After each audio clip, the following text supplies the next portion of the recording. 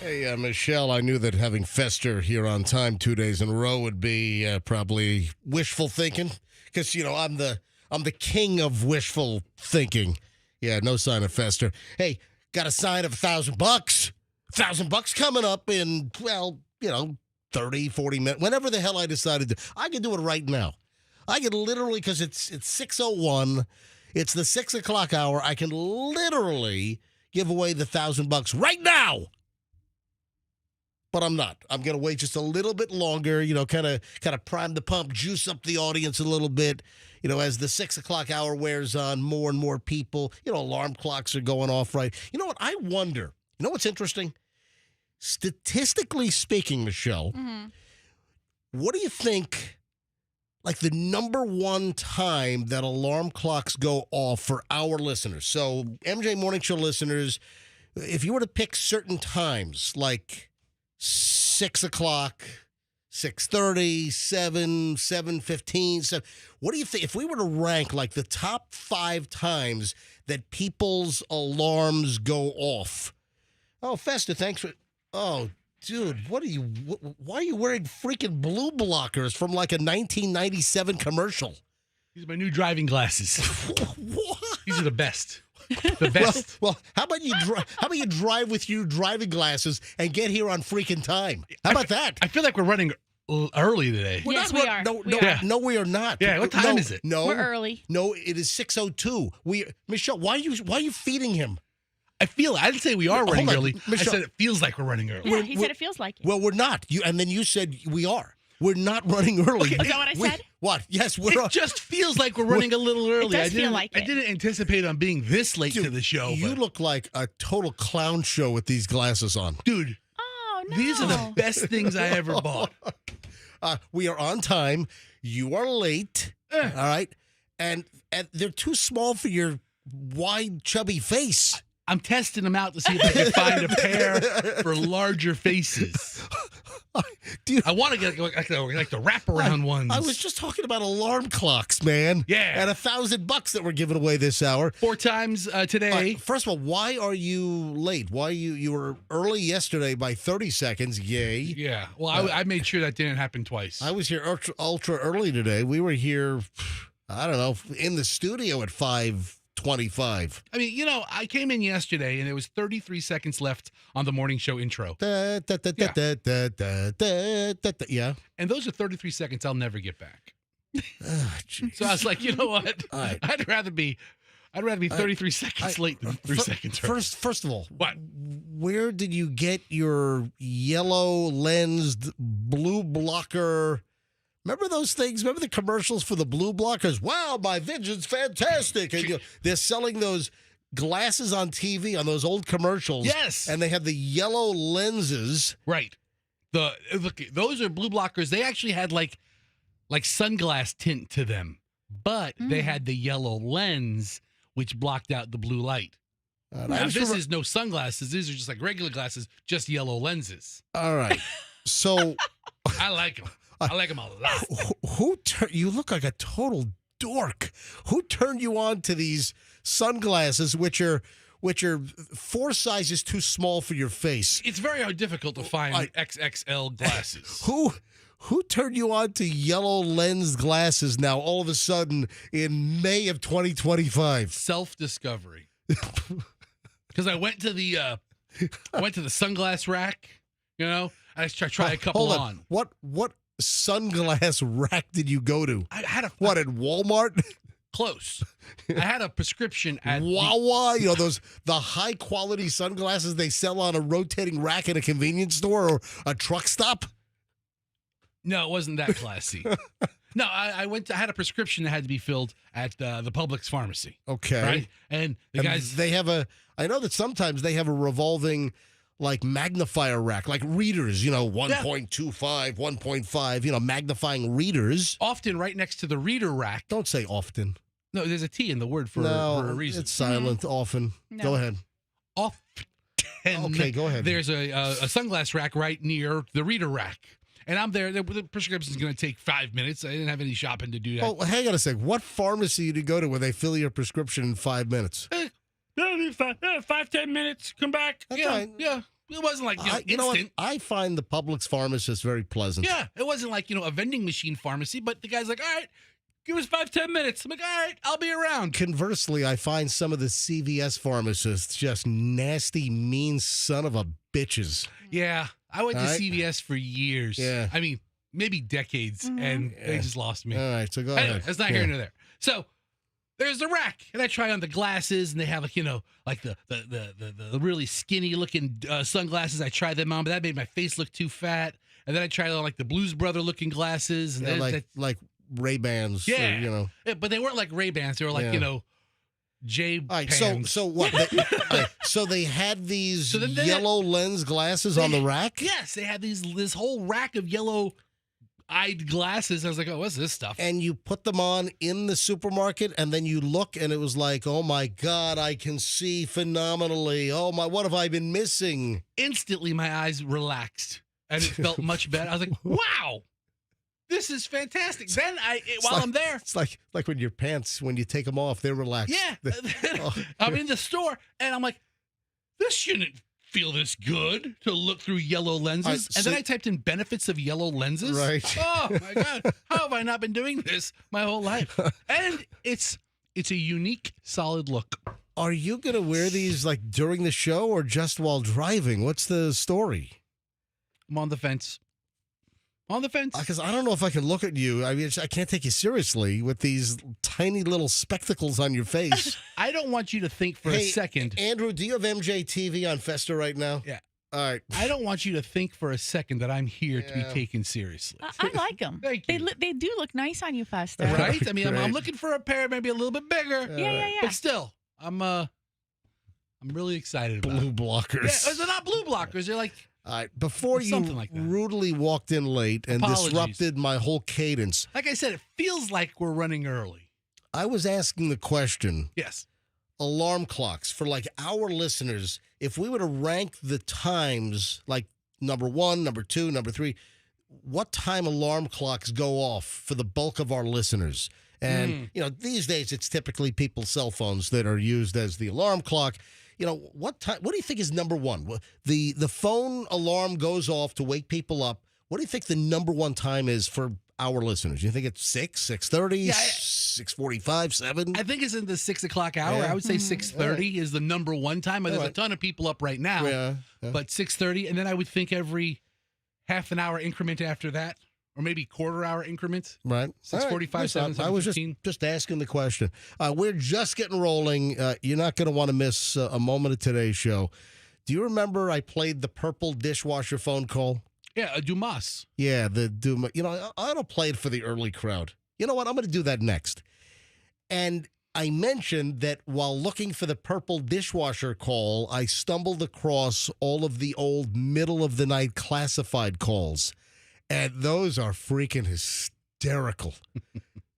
So I pulled a bunch of those. I'll play those later on, probably next hour, 7 o'clock hour, maybe in the middle of our hour, 20 minutes of Nonstop MJ. But you know what? If you haven't heard the purple dishwasher call, I'm going to play it for the early crowd next. So don't move. Also, the first $1,000, we'll give it away sometime this hour. It's now 6:09, so we have to give away the first grand in the 6 o'clock hour, so sometime before 7 o'clock, and then, of course, another 1,000 in the 7, another 1,000 in the 8, another $1,000 in the 9. It's all part of the ATMJ. I'm spitting out the cash thanks to the Kemp Law Group. Accident or fall, you call Kemp Law. It's going to be a busy Wednesday show. Don't move. Shriner, first check on traffic. MJ Morning Show, 104.7 FM. Back in a minute. We have an accident.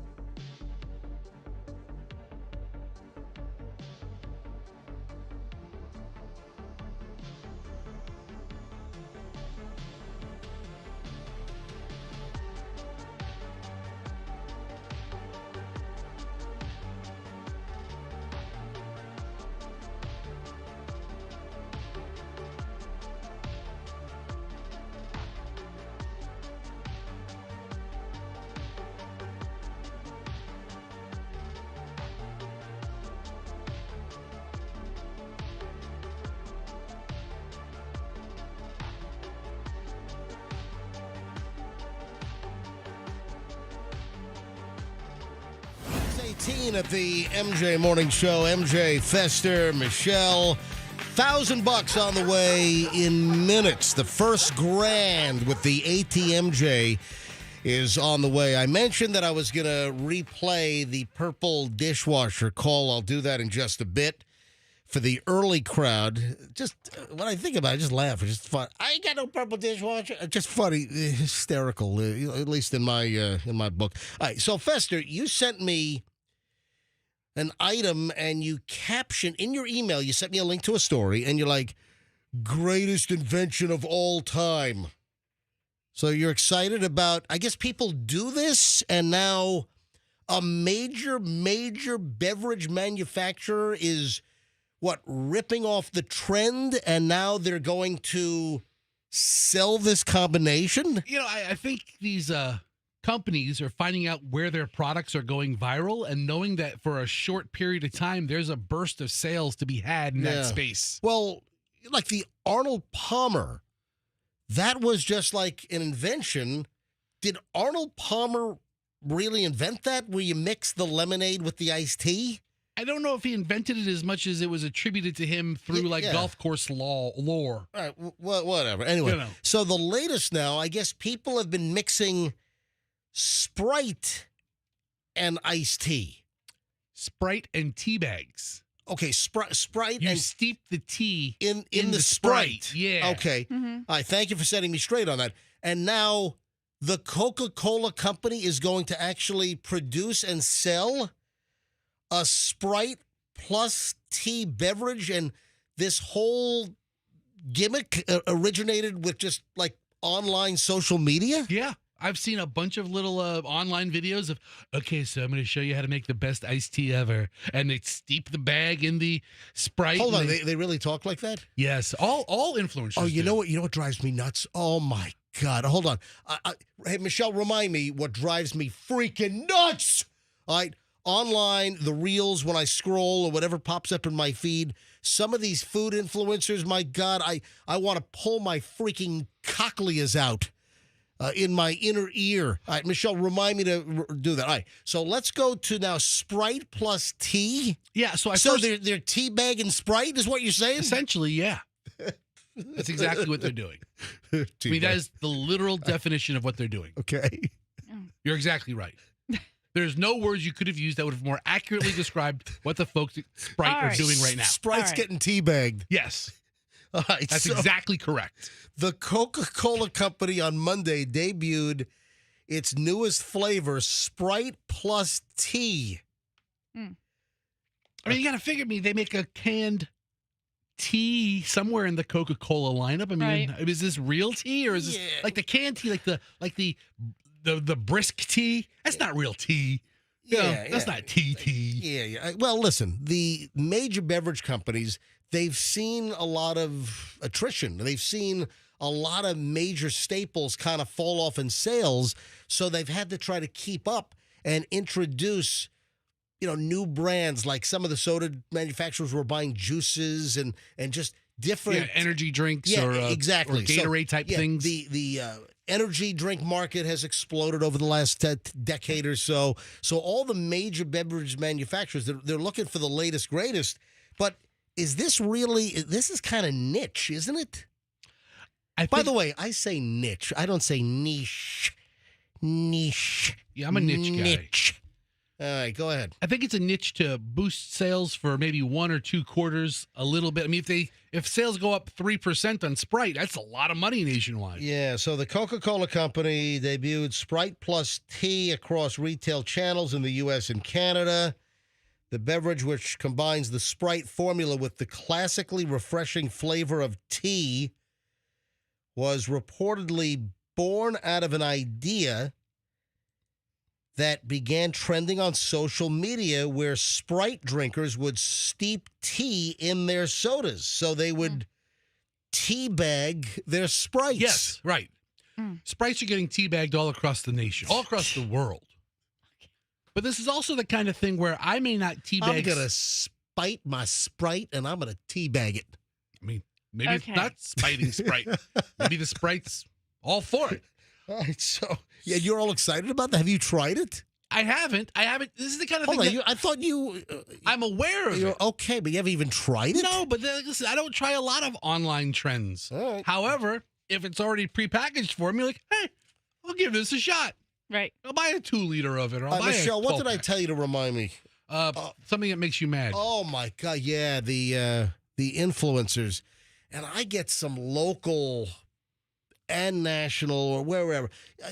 The foodies that do all the the restaurant reviews, and you know what I'm talking about. I don't use TikTok because it's a Chinese spy app. So, but people that are on TikTok, I'm on Instagram Reels. Instagram has plenty of those folks. Oh, they're all over the place. So, on Instagram, I'm Certified MJ Radio. That's Certified MJ Radio. Give me a follow. Lots of great stuff on my feed all the time. And I'm not going to talk all sing-songy. That's what drives me nuts. And there are a couple of local Tampa Bay foodies that have a crap ton of followers all over the place where they're going to various restaurants and they do their reviews and, they're food influencers. And you also get the ones that are, not local that I see pop up in the feed. But what is it? That they all have to talk with and then you got to try the dip, and the dip is fantastic, and the this and the that and the dip, and they're talking like that. I want to take an ice pick. I want to jam both eardrums out. It's like, stop talking in the sing-song voice. You know why? Oh, and the pizza is great, and you got to try it, and the garlic knots, you got to, they're fantastic, and then they offer 5 different dips, and Okay, so but hold on. it's that sing-song, just talk normally, narrate your food face shoving in a normal voice and stop with the sing-songy delivery with your, and the best place in West Tampa for a sandwich is this and that. You know what I'm talking about? I do. Oh, my God. And, MJ, you got to think, in that space, they cut all the breaths out. They don't have a pause. You said that before, and I didn't understand that. We're talking in natural conversation. But they're also editing their sentences together. So, right, but every or pause is being taken out. So it's just one ramble fest of unpunctuated words a lot of the times. And it has this melodic... I hate that. God. So look, Michelle hates it as well. But when you're watching online, you only have a limited time patience for this. It's called a...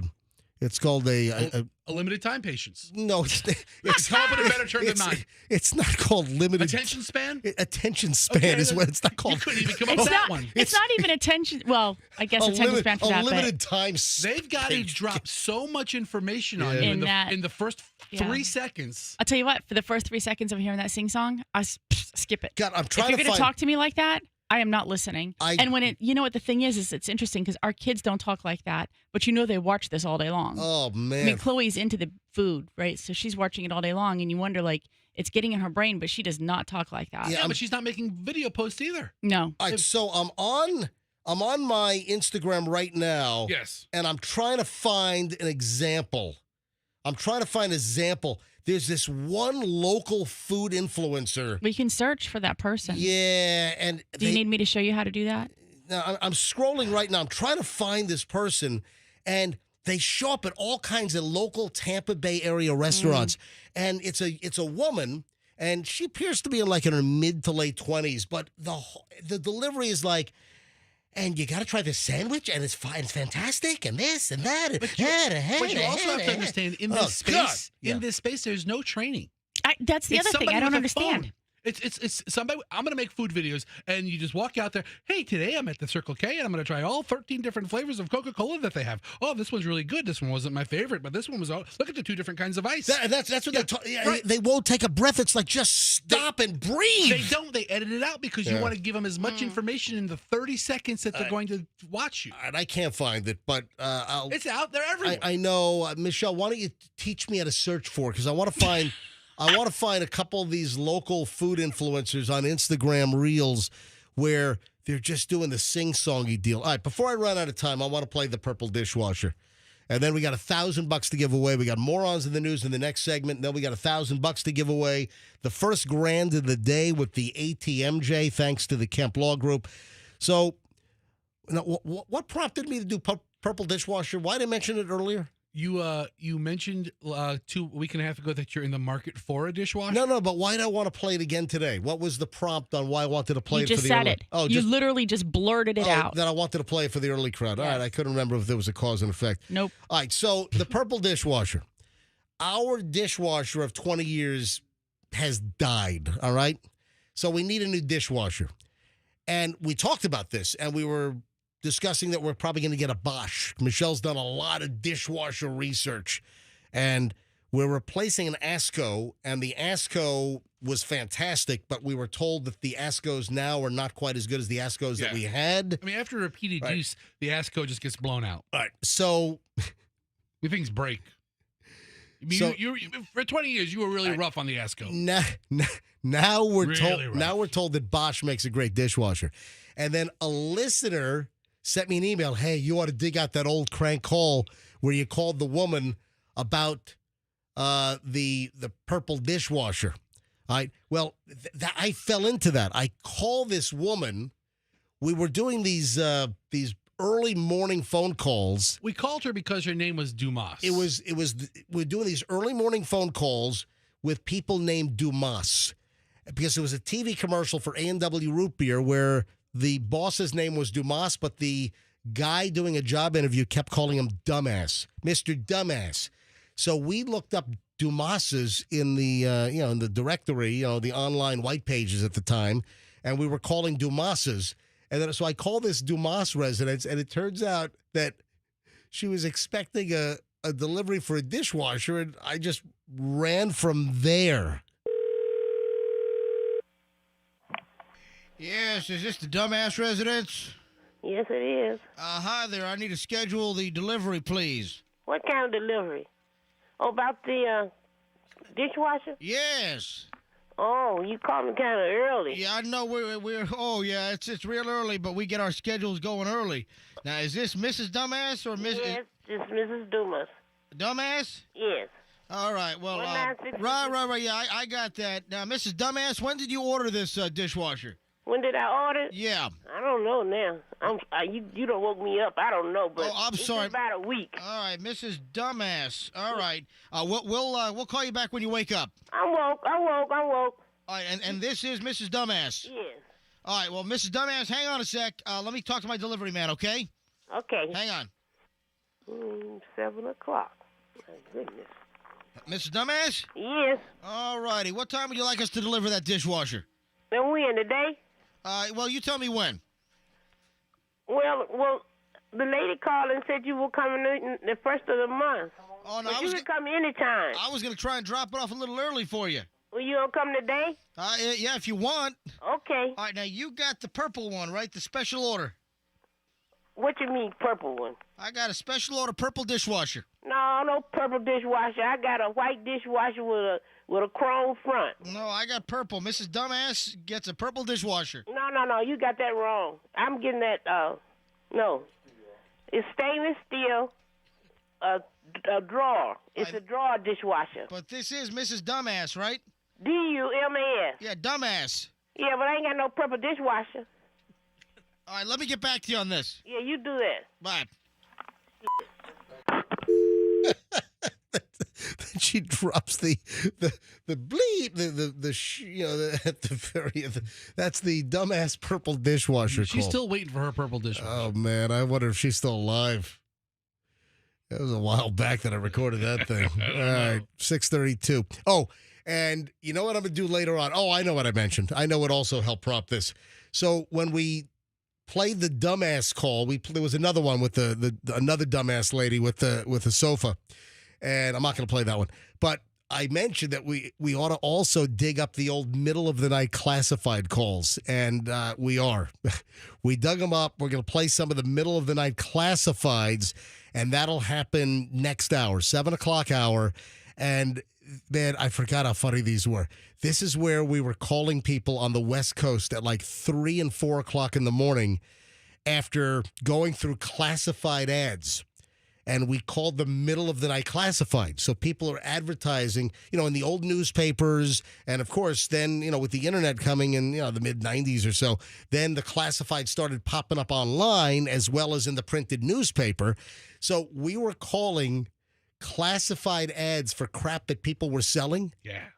But we were calling people over on the West Coast in the middle of the freaking night, hence middle of the night classified. So we just dug up a whole bunch of those, and I forgot how funny these damn calls were. So we'll get to those coming up. 6:33 on the MJ Morning Show. Great pile of early morons in the news. Next, you think your life is bad? Hey, that's why we do morons in the news. It makes you feel a whole lot better. It's therapeutic. And then the $1,000, first grand, is going to happen next as well here on the MJ Morning Show on Q105, 104.7 FM. Oh, also, I've got a big thanks.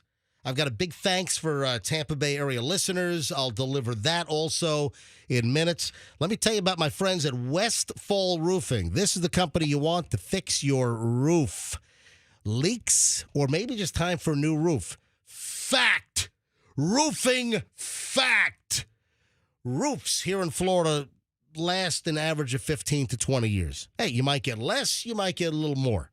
But on average, a roof will last 15 to 20 years. And if it's time for a new roof, call Westfall. Or if you've got a leak.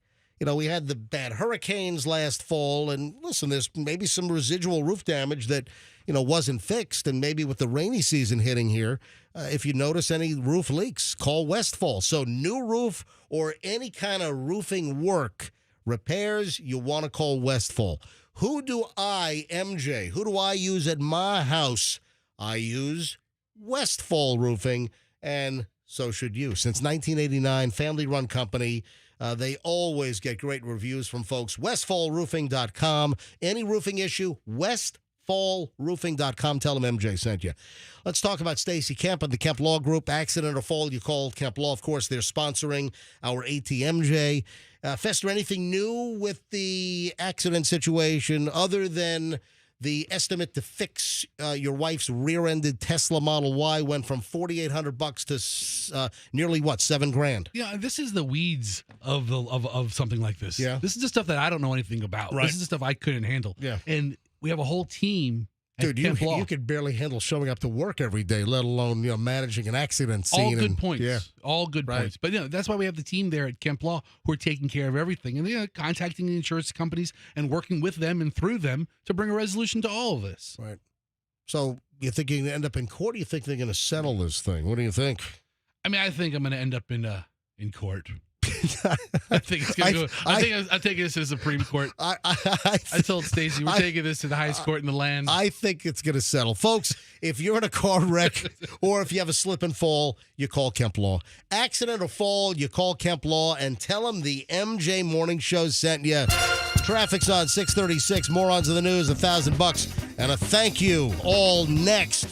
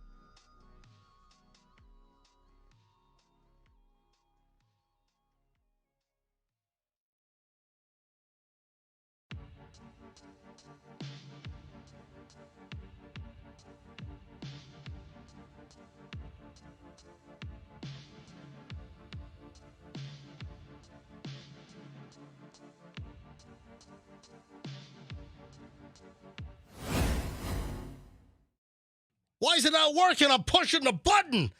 I'm pushing the button. I'm pushing the button. Been spending most their lives living in a moron's paradise. All right. Been spending most their lives living in a moron's paradise. Now it's working. I was just pushing a button. It wasn't going now. Got to do the morons in the news. All right, 6:42 at the MJ Morning Show. Got $1,000 to give away here momentarily. First, though, a thank you to our Tampa Bay area listeners. Yeah, the monthly ratings came out yesterday, and the MJ Morning Show is #1 in Tampa Bay. Yeah, April. Radio ratings for April 2025 just came out yesterday, and the MJ Morning Show is #1 morning show in Tampa Bay, adults 25 to 54, which is the, kind of, they call it the money demo. That's the demo that the ad agencies look at. So MJ Morning Show, WRBQ-FM, #1, 6 to 10 a.m. in the Tampa St. Pete market. So thank you. What are you laughing at? Oh, a bunch of things. Well, I'm just saying thank you very much. Hey, Yeah, we were also. This is all MJ. Think about this show. Yep. This incarnation of the show. Yep. I mean, we had the long run at the other station. This came because we started a podcast. We started having fun, talking with our friends. Hey, 18 years. Jokes. 18 years across the street at the other station. And then we stopped the show in 2012. And then we brought this thing back in October of 2020. So 7.5-year hiatus. And then we brought it back. And we had originally just started an MJ Morning Show podcast. And then, Beasley came to us and said, hey, let's talk about, bringing the MJ Morning Show back. Also, we were #1 in January. So this show was also #1 back in January. I think we were #2 or 3 in February. But the latest numbers out, the April ratings, the MJ Morning Show, #1 morning show in Tampa Bay. Thanks. So 1,000, and we'll see what happens in May. I mean, hey. Hey, who knows? And we got the ATMJ now in May. That's right. We're just blowing out all the great content, and we're also blowing out $40,000 in cash. All right, so we have $1,000, the 6 o'clock hour, the first grand of today. Thanks to the Kemp Law Group, will be given away momentarily. All right, early morons in the news. Man, I got a lot of stuff today. First of all, we got a Winter Haven teen. We'll stay, relatively local here. Teenager's been arrested for an armed robbery. Yeah, stole a key fob device during a Facebook Marketplace meetup for a transaction, according to the Winter Haven Police Department. Was it something selling a car? Yeah, the victim rendezvoused with a 17-year-old with a Facebook Marketplace transaction. I guess trying to sell a key fob programming device, which he used for his locksmith business. The victim opened the trunk of the car to get the device out, or whatever the hell it was. The teenager suggested using a Cash App, or using Cash App to pay, and the seller, the victim, had his back to the teenager to get information from his girlfriend on the account on how to do the Cash App. The teenager then grabbed the key fob programming machine from the victim and then started running away through backyards, through the neighborhood. Yeah, cops said the victim then chased the teen, grabbed his hoodie. Yeah. Hoodie's not always the best getaway outfit. Before the teenager then crashed through a plastic fence. Hey, Kool-Aid. Yeah, he did the Kool-Aid fence challenge without even knowing it, apparently. Yeah, the teenager then got up and started hitting the victim, then started running again until the victim was all tuckered out, couldn't run anymore. Officers were called to the area where the teen smashed through the fence because the homeowner found a magazine for a firearm in the yard. Oh, this victim's lucky that Yeah. the guy just ran away. So then the same homeowner a couple of days later called the police again when they were taking the garbage out. And then they found a 9mm pistol. Listen, I don't want to disparage, but where was the investigation searching the area for? So It looks good, Lou. bust the fence. Then days later, a magazine that goes into the semi-automatic is found. And then 2 days later, then they find a 9mm Ruger not far away. All right, we documented the fence. If you find anything in the area, just give us a call. We'll come back. I'm just saying, maybe just search, just search like a 50-foot perimeter, okay? That's all I'm saying. All right, I want you to walk to the count of 3 and do a circle. If you find nothing, we're good. Yeah, so video from the date of the robbery was obtained by Winter Haven police, and it showed the teen walking from Gothard Pass to Seedorf Drive. Yep, over there at Seedorf. Seedorf. Did we find any guns on Seedorf? He got into a blue Mercedes driven by his mother. What the hell? Is mom an accomplice in all this, or was mom Yeah. like completely in the blind? Then the Winter Haven detectives contacted the teen's parents, who identified him in the video. The mother stated that she got a call from him asking her to pick him up. So the mother didn't necessarily know what the son was up to, robbing people from Facebook Marketplace meetups. You can't tell your mom. All right, listen, bottom line is, and we've talked about this in the past, is do the Facebook Marketplace meetups in a really, really public place. And even like sheriff's offices and police departments even encourage you to meet in the parking lot of one of the police stations. Right.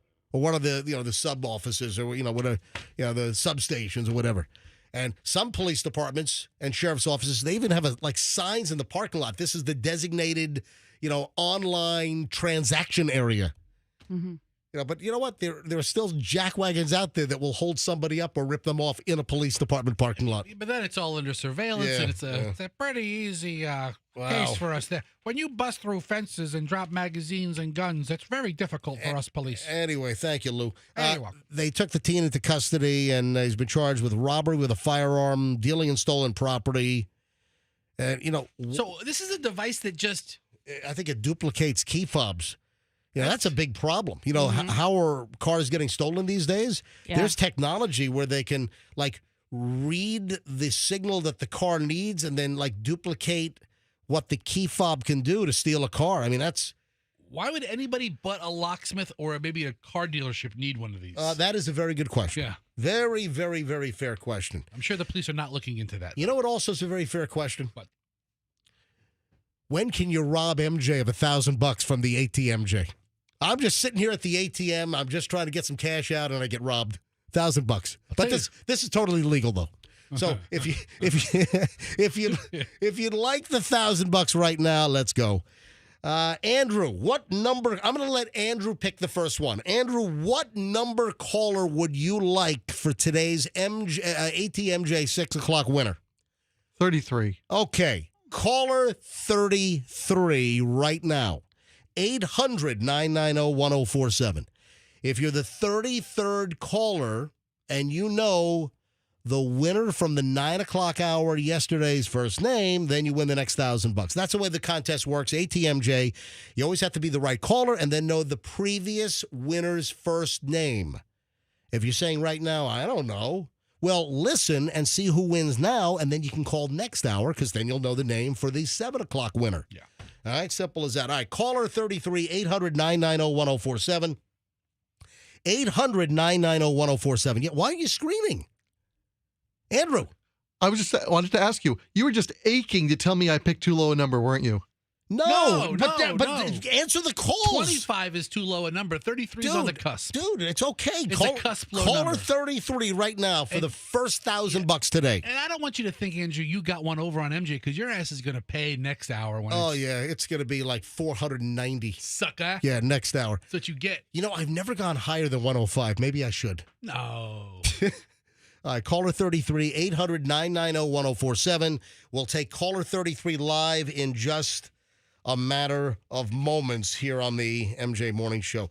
Man, what was this guy thinking? How does a pharmacist at a hospital, how do they think they can steal 32,000 pills and not get away with it? Dude, and get away with it? one pill at a time. That's how.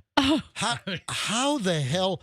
This is out of Indiana, but what was that show we watched for a while where they were stealing the pills and the pharmacist was in on it? Was that Nurse Jackie? Nurse Jackie. Yeah. Yeah. Jackie. Yeah. That was good with Carmela. with forget her Mrs. name. Soprano. I forget her name. Yeah, it's Edie Falco. No, that's not it. Yes, it is it. All right, maybe it is. Nurse Jackie. What are you talking about? Yes, Nurse Jackie. All right, maybe you're Carmela Soprano Yes. is Edie Falco. Upon further review, Yes. you're correct. Well, thank you You're very welcome. much for the affirmation. I appreciate it. Holy crap. Yeah, so this is out of Indiana. A guy's facing felony charges, allegedly diverting thousands of pills from Adams Memorial Hospital Pharmacy. Anthony Curie. Wonder if there's any relation to Madame Curie. I'm sure there's a Yeah. very close 1 degree separation. A former pharmacist at the hospital charged with 1 count of obtaining a controlled substance by fraud and 3 counts of theft. Wait a sec. Why not 32,000 counts? 32,000 missing pills. Come on, dude. You do some onesies and twosies. Maybe they're not going to find you out.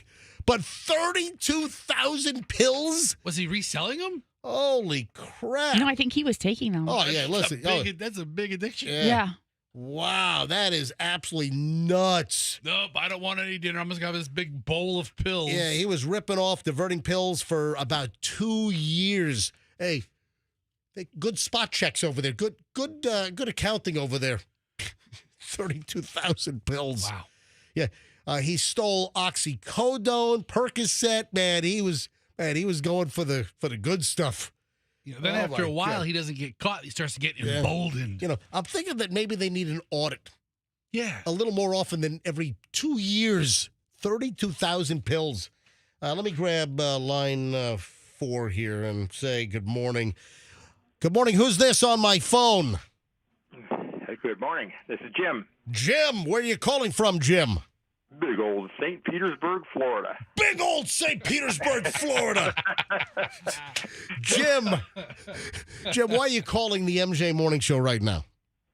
Well, to get the prize that Kemp Law was nice enough to put onto your show. Oh, that's fantastic. Yes, the ATMJ blowing out $1,000 every single hour, every single day. All live, all local. This is only MJ Morning Show listeners. Jim, your caller 33. Jim, can you tell me who won the $1,000 in the 9 o'clock hour yesterday, the last winner, and then you're the next winner if you can tell me. It was Brittany. That is correct. All right. Jim, $1,000 in big old St. All Petersburg. right. Yes, Jim. Wow. Accident or fall, you got to call Kemp Law. I love it. This is great. Stacy's getting her money's worth out of this damn contest. All right, Jim, congratulations, pal. You got the Thank you. first $1,000, and of course, everyone's going to need your name, Jim, to win next hour when I ask for a call or whatever. All right, Jim, hold on. Andrew's going to get all your information. Congratulations. Great first winner, $1,000, another 1,000 next hour in the 7, then the 8, then the 9. We've got 3 more $1,000 winners on the way today, and then all the rest of the week, every hour, every day. MJ Morning Show here on Q105. When we get back, 7 o'clock hour begins. Oh, man, we got some bad teachers. We got 2 bad local teachers. Woo-wee. Get to that coming up in just a bit. Oh, also, the McDonald's migraine hack. Have you heard about this? Mm-mm. Yeah, that's just a scratch of the surface. A lot next. Don't move. MJ Morning Show here on Q105. Hey, if your carpets are stained, if your carpets look like ass, get them clean. Come on.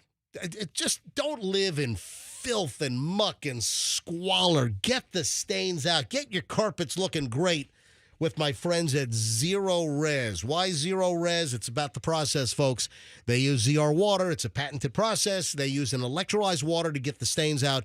They don't leave a residue. That's why Zero Res is called Zero Res, as in zero residue. The other companies leave a chemical residue of like a soapy film, and that attracts dirt faster. So that's counterintuitive. Use Zero Res to get your carpets cleaned. And right now, awesome offer. Get 3 rooms of carpet clean for just $119. $119 gets you 3 full rooms of carpet cleaned to make your house sparkle and not look all nasty and filthy. Carpets cleaned, You need Zero Res. ZeroResTampaBay.com. Tell them MJ sent you, and you'll get 3 rooms of carpet and clean for just $119. Please tell them that the MJ Morning Show sent you. ZeroResTampaBay.com. My friends at International Diamond Center, IDC, would love to welcome you. And that's what it's all about. It's about the welcoming environment at IDC. I was just there with Michelle last week, and we were at the Clearwater showroom right on Ulmerton. And, man, I tell you, it is so nice in there. And just the way they treat you. You know, they don't have the commission salespeople that are trying to jam you up, trying to, juice up the sale because they get more commission. No, there are no commission salespeople at IDC. They're salaried, so they're not incentivized to try to make you spend more money. They want what's right for you. They are the diamond experts. They're known worldwide. I mean, you're not going to see a larger selection of diamonds anywhere in the state of Florida. The connections that IDC has are vast worldwide. For any jewelry, engagement rings, wedding bands, everything, the best designers are at IDC. Everything jewelry, it's IDC. Tampa, Clearwater, Lakeland, and Sarasota. International Diamond Center. Tell them MJ sent you. Traffic's on 657. MJ Morning Show back in mere minutes. In Hillsborough, a section of 301 has been closed between...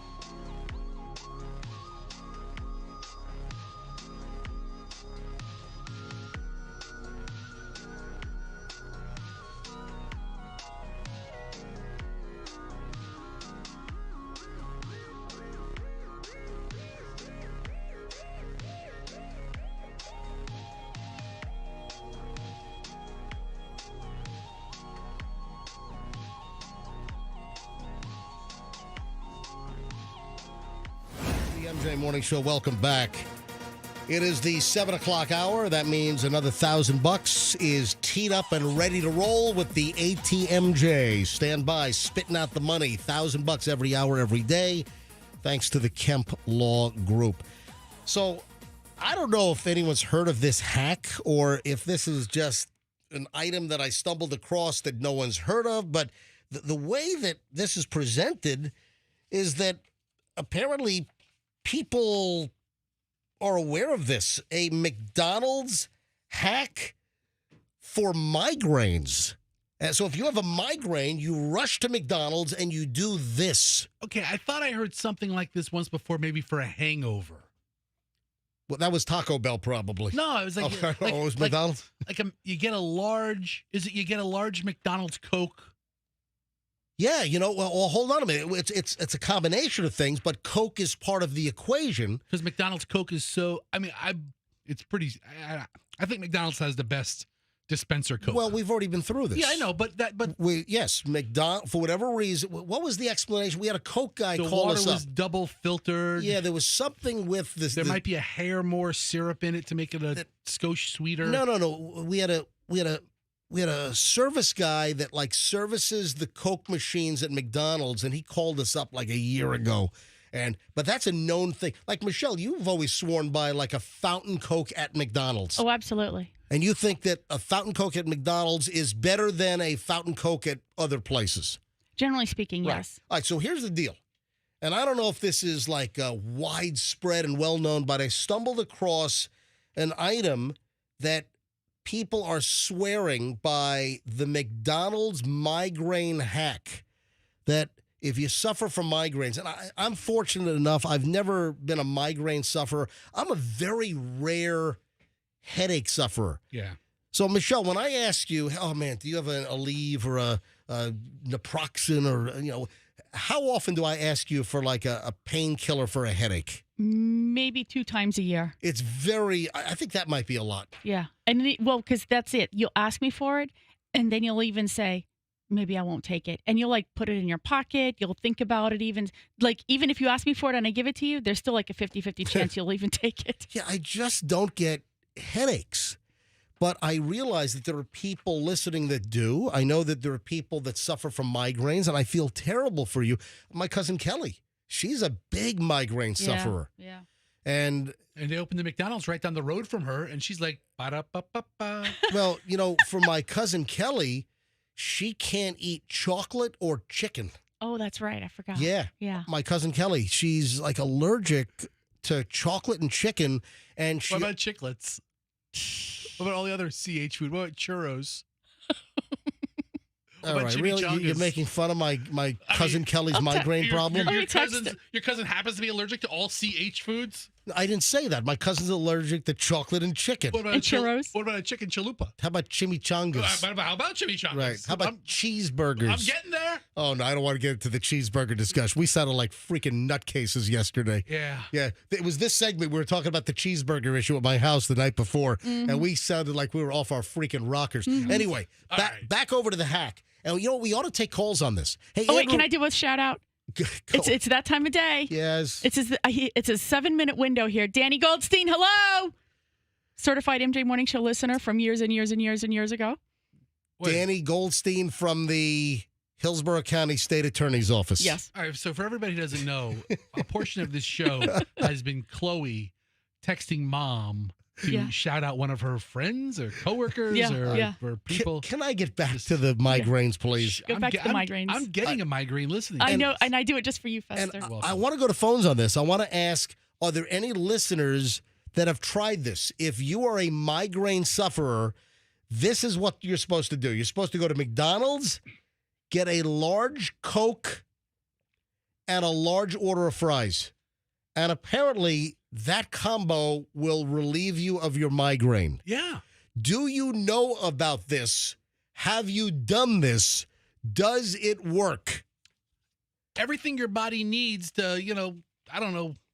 I'm not a medical guy, but what, it has caffeine, salt, carbohydrates? All that's in the soda and fries. The Right. carbs from the potatoes. Now, I know, carbs in the drink. I know that with Excedrin one of the doesn't Excedrin have caffeine? Yeah. Isn't that so? Caffeine and painkillers, that combo does help with certain things. Because it accelerates the absorption in your body. Is The that what it is? caffeine makes it go.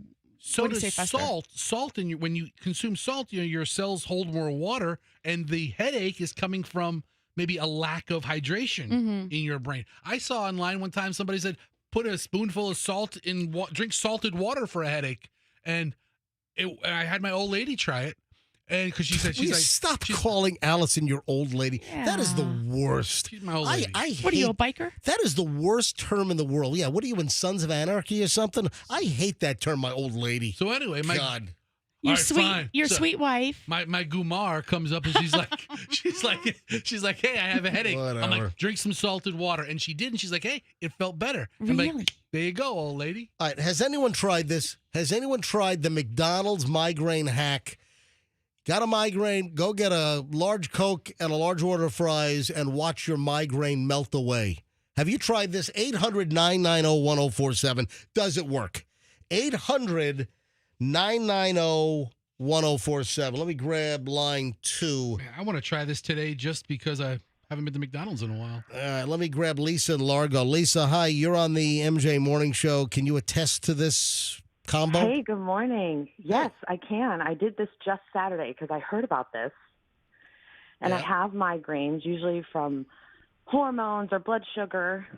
And so I thought, oh my gosh, there's no way this is going to work. But apparently it's because of the sugar in the Coke. It'll raise your blood sugar. And then the sodium in the French fries will open up the capillaries for something in the brain. Wow. All right, you can't do Diet Coke. You have to do regular Coke. Yeah, you need the sugar. You got to have the sugar, the caffeine, I guess. So not Diet Coke. It's got to be a full-blown, sugar-filled, caloric Coke and a large order of fries. So you what? You saw the video or this popped up on your social media? Is that what happened? Yeah, like a couple weeks ago I saw this. All right, so you go to McDonald's. How quickly after you consumed the Coke and the fries did your migraine go away? Well, I spent most of my day in bed Saturday because I had a migraine. Oh, Lisa, and then I was sorry. like, oh my gosh. I used to take Nurtec for it, but I don't like you said, I don't like to take meds, and I just try to eat really clean. And I don't know what happened Saturday. I spent some time in the sun, and then I was like, oh my gosh, I just can't be around light. And then finally, I got myself out of bed. Fester, you're gonna love this. I used my points for my large fries. Good for you, man. The McDonald's app. I'll tell you, the McDonald's app is a great app. All right. So some people are saying drink the Coke, eat the fries, and then pop an ibuprofen. That even works even better. Look at Lisa. I didn't need an ibuprofen. Wow. She tried to do all this clean living, and then when push comes to shove and she has a migraine, she's getting a Happy Meal. Okay, It's so true. It's so true. But then it is a downward slope. Then you're gonna be like, okay, no more. Wow, Lisa. How often do you get migraines, Lisa?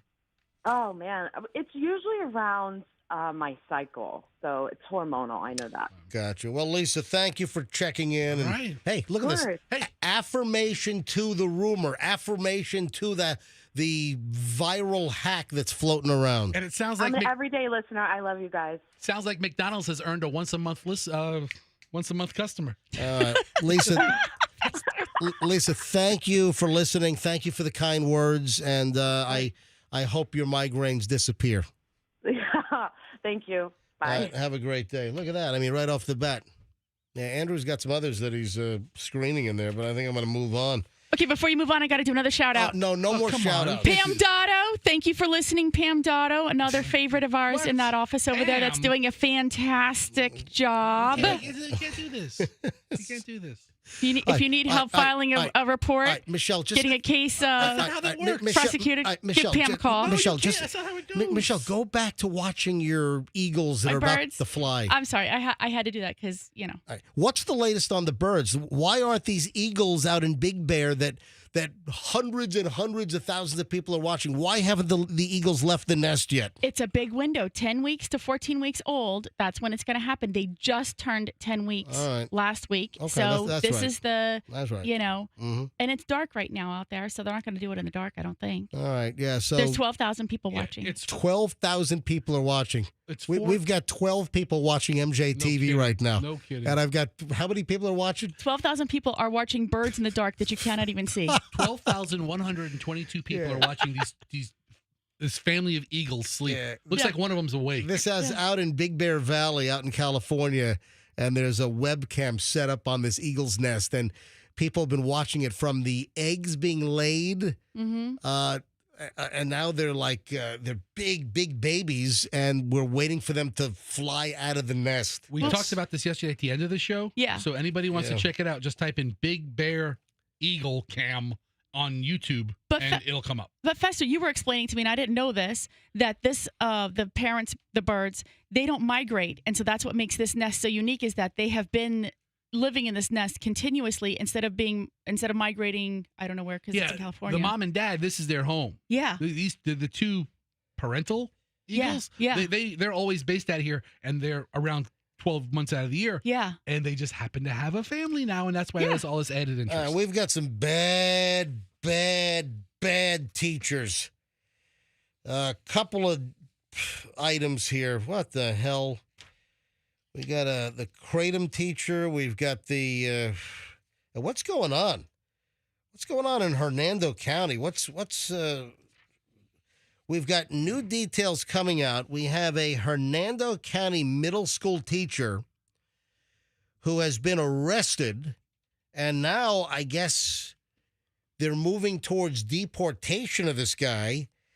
The Hernando County Sheriff's Office started an investigation after they learned that Jonathan Rowe, 45, a math teacher at Explorer K-8, in Hernando County, showed a nude photo of himself to one of the students. Oh. What the hell? The student, 15 years old, told detectives that he was in Rowe's classroom during what they call the planning period, and that he and the teacher had taken a selfie together. When the teacher showed the student the picture, he began scrolling through images on his phone, and during the scroll would stop on apparently pictures of the teacher's junk, the teacher's genitals. All right, this almost sounded like a innocent mistake until he deliberately stopped on the picture of his wang. Wait a sec, it gets worse. Then the teacher, Jonathan Rowe, asks the 15-year-old boy to take his phone to the bathroom in the school and take a picture of his own genitalia. Deport him. Get him out. And then show it to him. What the? Oh, my. And the student, the 15-year-old, said no. What the heck? Anyway, the Hernando County Sheriff's deputies, the detectives, they then interviewed Rowe after, obviously, the story was reported. And I guess he admitted that he had nude photos on his phone. He wouldn't confirm whether he had showed the pictures of his junk to the student. Anyway, he was arrested. This is a middle school teacher. He was arrested earlier this week on Monday at his home up in Spring Hill. And they hit him with charges of distribution of obscene material to a minor. Yeah, that's the right charge. And then also a felony charge of using a two-way device during the commission of a felony. Right, so why is he eligible for deportation, though? Anyway, he was terminated last week, so they fired him. He's not going to be allowed to return, so he was fired last week, and they arrested him on Monday. The sheriff's office up in Hernando, they say that this guy is from Jamaica. Yeah, man. Yeah, man. Let me show you my jerk chicken. So. That's a really funny joke. I mean, it's a terrible story. So, and, this kid's a victim, and this teacher's a creep, but jerk chicken. Turns out that Rowe is a citizen of Jamaica, And he was here in the U.S. on a J1. That's a jerk chicken visa, the J1. The J1 Mon. He was on the J1 Mon visa. Yes. And that allows foreign nationals to come into the United States on an exchange or educational program. That's the J1 visa. Yeah, sound like that's up. That's over now. Oh my God. We don't need the guy now. J-off visa. Anyway, so Homeland Security is now investigating this guy. U.S. Department of Immigration and Customs Enforcement. So ICE was also notified. Welcome to class, man. Yeah. Today we're gonna take a picture of our wankers. But what? That's not a Jamaican accent. I don't know. What is it? I don't know what you're doing. Anyway, I don't know either, man. So take a picture of the pecker. you're like doing a crazy I hybrid. don't know either. What I'm do not you a good Jamaican accent guy. Did you say take a picture of the pecker? I did. I think it was like a Jamaican listen. Italian. I'm not sure. So here's what the Hernando County Sheriff's Office needs. If anyone else had any issue with this guy, they need to hear from you. So if this Jamaican dude showed his wang pictures to any other kids, the Hernando County Sheriff's Office, they need to know. So call the Hernando County Sheriff's Office. Call their wang line at 352-754-6830 and, help them build an even bigger case. But now, so he's been arrested, and now I guess he's going to be deported. They're going to, but deport him after you prosecute him. Yeah. He ought to do some time for this. Is there no bail for him? I don't know. Hey, I think he's on an immigration hold right now. So, and obviously the charge is pending against him. I have to tell you, Yeah. I have a mediocre Jamaican wang joke. I don't need any. Listen, this is a serious story. Okay, so this guy marries a woman, right? And Michelle, her name hold on a second. Why are you encouraging him? She wants to see how mediocre it is. Why are you enabling Fester? All right, go ahead. All right, it's terrible, and you might dump me for it, but here we go. No. If you're already telling me, You might. I don't know. So he marries a girl, and her name is Wendy, right? Who marries a girl This named guy, Wendy? Tim. Tim marries Some Wendy. guy marries Wendy. He's so in love with Wendy, he has her name tattooed on his junk, right? Right. And then they go on their honeymoon, right? And he's in the restroom, and he looks over, and it's a Jamaican guy, and he has Wendy tattooed on his junk as will you well. stop? Right? He's like, oh my gosh, you have my wife's name tattooed on. You have a Wendy, I have a Wendy. And he's like, no, man. Mine really says, welcome to Jamaica. Have a nice day. Huh? Get it? Huh? As I told you, it's not a great joke. It's not like the best joke in the world, but it's a really solid, mediocre joke. Stop. All right, that's awful. I haven't said that joke in 20 years. 7:19 at the end. And then quickly, I don't know what's going on in Hernando County all of a sudden. Then we have another high school teacher in Hernando that's giving a student kratom. Welcome to Hernando. Have a nice day. What a mess in Hernando. Hernando high school teacher and also a football coach has been arrested for giving a student kratom. Come on, man. Yeah, it's a stimulant-like drug. The smoke shops sell it. Is that illegal, though? No, kratom's legal. Yeah, what's the issue then? But kratom can also kind of make you sleepy. It can be a sedative. But also, we've had stories like people have died from taking kratom. What's the difference between giving the kid kratom and giving the kid a Red Bull? Anyway, I don't know. Another teacher in Hernando County. The teacher identified as 47-year-old Terry Kennedy. Yeah, gave a student 2 packets of kratom. Who kid took it with soda. Anyway, a lot of crap going on. What are they trying to squeeze all kinds of stuff in before the end of the school year up in Hernando? All right, 7:20 at the MJ Morning Show. When we get back, we start an hour and 20 minutes of nonstop MJ. We have another $1,000 to give away in just a bit. I mentioned this yesterday. I want to dive into red flags. What hobbies, if you find out somebody has a hobby, is it a red flag hobby? People that have red flag hobbies. We got to get into this. This is really, really interesting. Also, ugly men and the attractive woman. There's a whole new twist on this. This describes Michelle and me. All right, so hold on. All of that and a whole lot more And the middle of the night classified calls. Folks, if you want to laugh your butt off, you got to hear some of the middle of the night classified phone calls, like, Facebook Marketplace kind of thing. But you call people in the middle of the night for what they're selling. All right, hold on. All that and a whole lot more next here on the MJ Morning Show on Q105. Hey, how would you like to have 10% off on your garage door repair or your new garage door opener or your new garage door? You know by now that there is only one garage door company that I can recommend, and that's Banco. Bank on Banco, B-A-N-K-O. Bank on Banco, over 40 years in the Tampa Bay area. If you need a repair, broken spring is number one. The track falls off the ceiling, one of the tension cables breaks. Hey, maybe it's just time for a new state-of-the-art, top-of-the-line garage door opener with video that shoots video to your app on your phone. You can open and close your garage door on your phone, see if you left it open on your phone. I mean, the technology is fantastic. Anything garage door related, folks, you want Banco Doors.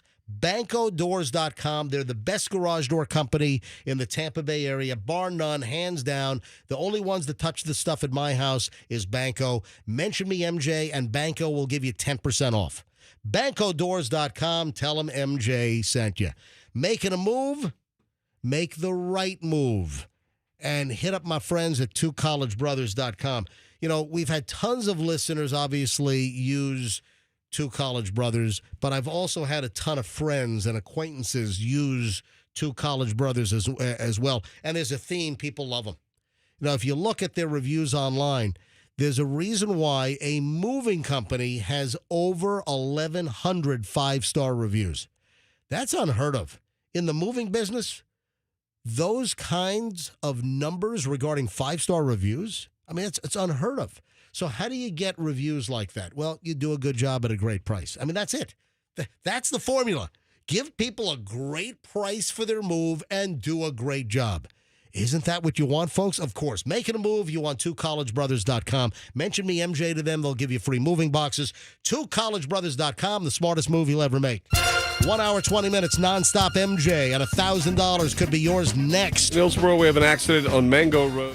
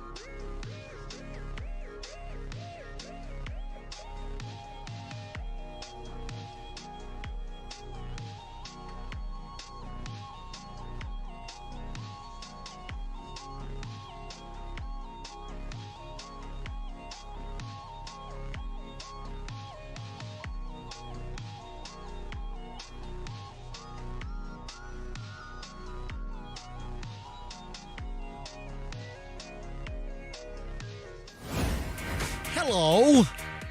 How'd you like $1,000? Yeah, $1,000 could be yours in just a matter of minutes. We'll tell you when to call in, what number caller to be, and all you got to know is the first name of who won last hour, and you're the next $1,000 winner. The ATMJ continues to spit out the money here on the MJ Morning Show on Q105 104.7 FM. Hey, red flag hobbies. I stumbled across this a couple days ago, and I'm like, you know what? This is going to be hopefully interesting. Listen, you never know. I mean, typically these days, whenever we float an item and I want to take phone calls, our phones are fantastic. We get just incredible phone callage here on the MJ Morning Show. So we'll put it to a test here. And this is very simple to grasp. What hobbies do you know that people have that are absolute red flags? It's like you have a hobby and, ooh, that's a red flag about their personality, their demeanor. Ooh, that's weird. So it might seem harmless, but is the hobby a red flag? So we could look at this in many different ways. So did you know somebody, date somebody? Are you married to somebody, or were you married to somebody that had a hobby? Maybe originally it wasn't a red flag, but then things became very, very evident that, oops, that hobby should have been a red flag. Yeah. You know what I'm talking about? I've had an experience like that where I never talked to a guy after I found out what his hobby was. All right, well, hold on to that thought for a minute. It's not a funny story either. It's actually, I was like, oh. Let me continue to set this up. What hobby do you think is an instant red flag that maybe now you're educated on it, or maybe you knew right away? So there are multiple levels that we can ask for you to call in and give us a story. So did you know a hobby that someone had that was just automatically, instantly a red flag, like, oh, my God, or it took you a little while to understand that their hobby was a red flag? 800-990-1047. I'll give you some examples. Somebody that has a hobby like into like child beauty pageants. That's it doesn't have to be as seedy and gross as that. And you don't think of women being into child beauty pageants as much as guys being into child beauty pageants, but that's just an example. But not limited to just that. I mean, you think of the women are the ones that actually go to these child beauty pageants. Yeah, I mean, mean, the pageant moms. Some people are into pranks and bullying. This is, you want to hear something weird? So in the story that I read, two people meet and they're just having a conversation. It's like, hey, what are your hobbies? And one of the hobbies of the individual, one of the parties in that we're dating, oh yeah, I love scrolling online. That's a hobby? No. Yes. It's not a hobby. Yeah, but so the guy told the woman that scrolling online was one of his hobbies. All right, listen, I don't know where the hell this is going to go, but if you have any story, any angle of red flags from hobbies, 800-990-1047. 800-990-1047. Fester, while we're screening phone calls here, what is your story? All right. So I was invited to a Super Bowl party years ago. Right. And we went, and I didn't know the guy that well, but we kind of in the infancy of getting to know each other. Mm-hmm. And he's like, hey, come on over. I'm having a Super Bowl party. I'm like, all right, sounds great. We're going to have, beanie weenies or whatever. We're going to have beer. We're going to watch the football. I'm like, oh, yeah, great. Right. And then during halftime, it was like a terrible halftime show. Like, it was like, we didn't care who the halftime act was. When was this? It was like in the 90s. It was the year the Chargers lost to the 49ers. I think it was like in the mid-90s. Yeah, I never remember. I can't even tell you who won the Super Bowl back in February. I remember these two teams because of this creep. I think it was the Eagles. Fester, I don't care. Okay, I just so don't care. Patti What's the LaBelle story? was the halftime show. Oh, None of us care. all right, And okay. he's like, hey, Oh, listen, Patti LaBelle's great. wonderful. I don't care. I got a new attitude. All right, Me go too. ahead. My attitude All right. was, I hate Patti LaBelle. No, okay. So I was like, I didn't care to watch. I like Patti I LaBelle. didn't care to watch the halftime show. So he's like, so we started talking about the stuff we like to do. And he How mentioned, dare you speak ill of the dead? is she dead? I don't know. I don't know Michelle, either. can you look that up? Is Patti LaBelle? I don't know that she's dead or not. Is she still walking I the hope planet? she's alive. Yeah, look up. I think she passed away. I know Aretha's Aretha's gone. Yeah. Aretha was the best. Dionne Warwick passed. Yeah, that's what friends are for. I guess. Unless you're the last All right, one. so what's your story? So the guy's like, he's into collecting war memorabilia. Right. I'm like, oh wow, and I'm not into war memorabilia. I think it's kind of cool. And I'm like, what period? And he's like, World War II. Right. I'm like, that's awesome because I have a bunch of stuff in the other Oh room. no, is it all Nazi All stuff? Nazi stuff. Oh man. All Nazi. And I'm like, Wow. I did not stay till the end of halftime. Ooh, I'm like, out of here. I gotta go, guys. I'll It's got see what? you. It's got like Mein Kampf flying around and stuff. He And, had medals and all in cases with a flag up, and I'm like, I'm out. See you later. Let's go to phones. Never talk to me again. 800-990-1047. 800-990-1047. Yeah, here's another one. A guy that this woman was dating was really into serial killers and had all kinds of serial killer memorabilia. That was his hobby, serial killers. All right, what hobbies were red flags that you knew somebody had this hobby and, well, you should have known or you found out later, or maybe you instantly know once you find out what their hobby is that, oh, red flag, I'm going the other direction. 800-990-1047, 800-990-1047. Hello, Tammy. Welcome to the MJ Morning Show. Hello, how are y'all? We're doing well. What is your story? So, I came out of Green Valley, Missouri, and moved into a housing addition, and met this lady at the pool, and her name was Pam. And having this conversation, she's like, hey, we need to get together. Do you have any hobbies? And I'm like, well, yeah, I teach aerobic classes, and I do stuff like that. And she goes, mine is going to boys' softball games. And I said, okay, so like Kansas City Royals? She's like, no, young boys. And I was like, okay. She was so obsessed with this. And every time I go to the pool, I tried not to approach her because it kept on getting weirder and weirder. Whoa, Tammy. All right, hold on to that thought. How old was this woman? I'll be honest with you. At that time, I think she was probably about 43 to 45. All right, 43 to 45 years old. And her hobby was going to young boys' baseball games? Baseball games. Like Little League? I'm talking about middle school to maybe the 9th to the 11th grade, And senior. she had no kids? She just went to random boys' Little League games? Now, she did have one son. Oh, okay. So as we continue to live. But she wasn't going to her son's Little League game. She was going She would to... go to everybody. She would literally get on the roster at Green Valley High School. And she would go to Truman. She would go to Chrisman. All right, so what's the end of the story here? Well, found out that she honestly sleeping with 4 of the boys. Oh, my God. 4 of the boys. She was going to Little League games to then hook up with the boys? This is no lie. And I mean, no lie. And the thing is come to find out, I have a son and found out, and he had a friend, and his friend, I will just not say his name, I'll be nice, it started with the A, but his mom did not take care of him very well. And then we ended up taking care of him, and he confessed to me, and he was like, this is what I've been doing, and she's been giving me money. Oh, wow. Did she finally get arrested? She did not get arrested. Why not? Why did...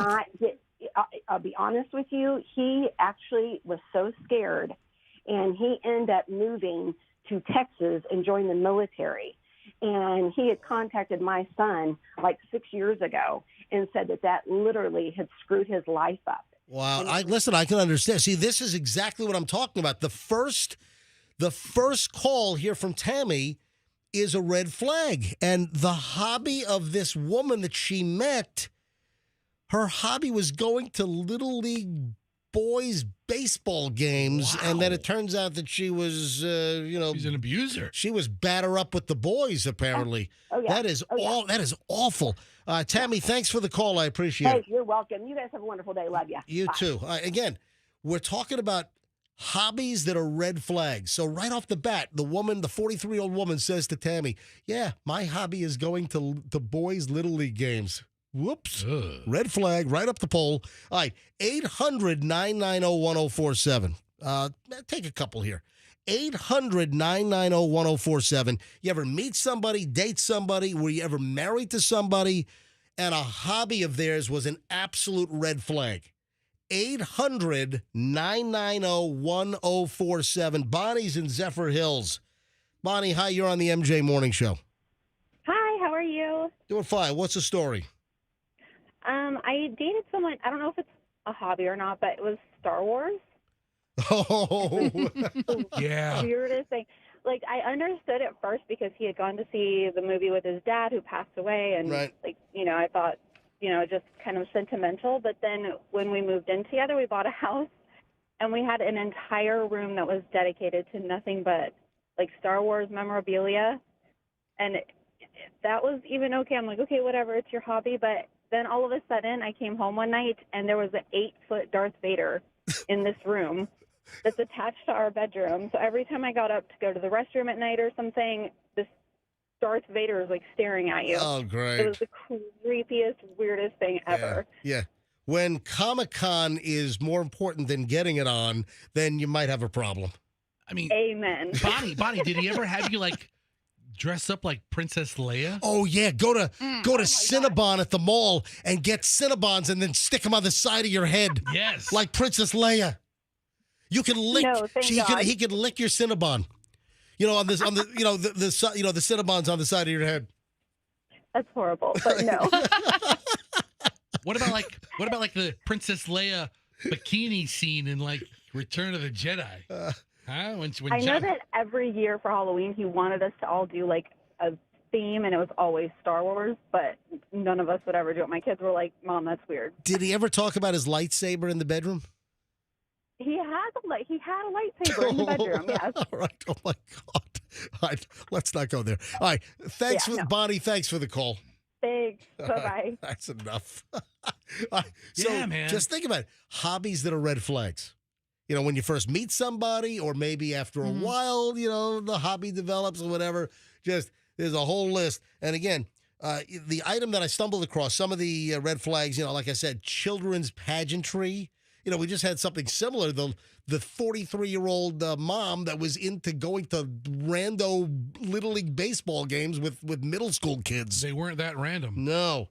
What else was there? So people that are into pranking. Well, I'm about to play some prank calls. If I do it for a living, does that make me a red flag weirdo? See, the difference is Yeah. you're like a phone pranker. Yeah. As opposed to actually like going out and hurting somebody or making somebody, do something. like Again, also on the list of red flag hobbies, people that swoon over serial killers. Tennis. Don't date tennis players. Ooh, why not? Because love means nothing to them. Get it? Love. Isn't that the zero? Isn't that the nothing? Isn't that the? Yeah. I know nothing about tennis. Yeah, we realize that now. Yeah, influencers. If their hobby is influencing, if they think they're an it's the people that want to be influencers. What do you want to do? Oh, I want to be an influencer. I mean, that's insane. All right, moving along here on the MJ Morning Show at 7:41. Speaking of pranks, this shouldn't be a red flag for Michelle. I mean, because it's provided, my radio career and, the crotchety old man calls and those crank calls. It's made for a pretty good living for the MJ house. Okay. No, but you did it personally all along the way. So I already knew what I was getting into with that. Oh, you did? But yeah, I mean, the time when I was in the airport and you did, they used to have those courtesy phones where you'd pick up and call. And I think I went to the restroom. Yeah. And as I'm walking back towards you, I hear a, Mr. Raymond Wilt, please pick up the white phone at something. And I'm like, what? And you would literally call the airport and said that you needed to page a passenger in the airport. And you paged my grandfather. And I'm like, what the heck is going on? And then as I'm walking towards you, you're laughing hysterically, that's the funniest thing. And I'm like, all right. I thought it was pretty funny. All right, so I got to play the middle of the night classifieds. And if you heard, was it last week we played the purple dishwasher call? You know, Michelle was discussing how we need a new dishwasher because our dishwashers died. Then a listener sends me an email to mj@mjmorningshow.com, and it's like, MJ, you got to dig out the purple dishwasher call with the Dumas lady. So we played that call for you. And then while I was looking for that, I stumbled across the middle of the night classified calls. And I'm just sitting there laughing hysterically at these things. And I did them, right? So you'd think I'd be, kind of sick of them or, that wasn't that fun. But no, they're funny. So there was a time a bunch of years ago that we were making these phone calls to West Coast individuals. So 3 hours behind us. And we were doing these live on the air. This is like back in the mid to late 90s. So we would, and this is the internet's just cranking up, and like the newspapers were starting to put their classified ads online as well as being in the printed newspaper that got, thrown on the driveway at, 4 o'clock in the morning. So I came up with this idea for middle of the night classifieds.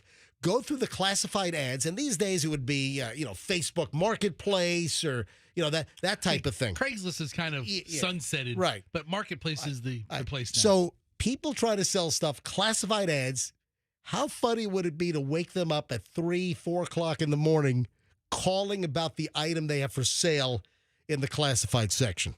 Middle of the night classifieds. Hello? Yeah, good morning. I'm calling about the tanning bed you have for sale in the paper. Yeah, it's... Where are you calling from?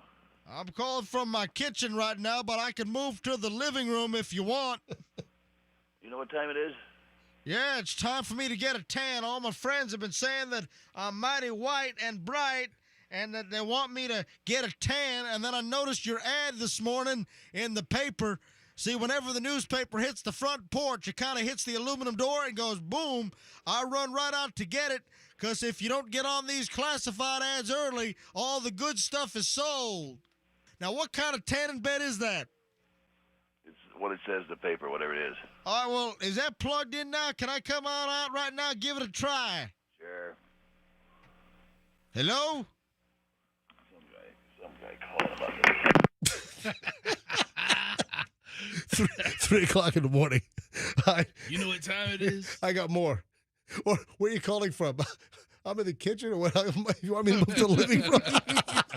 All right. We got $1,000 to give away in a few minutes. So the next $1,000 with the ATMJ will happen at any moment, but just not yet because it's time for another middle of the night classified. Hello. Well, howdy there. Called about the Shih Tzu you got for sale in the newspaper. Are you nuts? It's 4 o'clock in the morning. Hello. Hello? Yes, good morning. I'm calling about the treadmill that you have in the paper. At 3 o'clock in the morning? What the hell's wrong with you? Somebody calling about the treadmill at 3 o'clock in the morning. How long did it take him to hang up? I mean, you try hanging up a phone at 3 a.m. All right, so the Shih Tzu and then into the treadmill. Hold on, is there another treadmill? Hold on, is this a separate call, Andrew, or is this the same one? Hang on. Hello? Oh. Yeah, good morning. I want to know if that treadmill's sold yet. No, it hasn't. All righty. Can I come out and take a look at that? Excuse me? I want to come out and take a look at that. Sometime today? Oh, how about 10 minutes or so? Excuse me? Oh, 10, 15 minutes?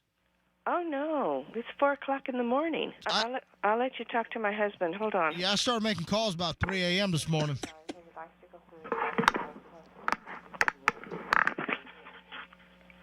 I'm sorry I don't talk to people at 4 o'clock in the morning. You just have to find somebody else who has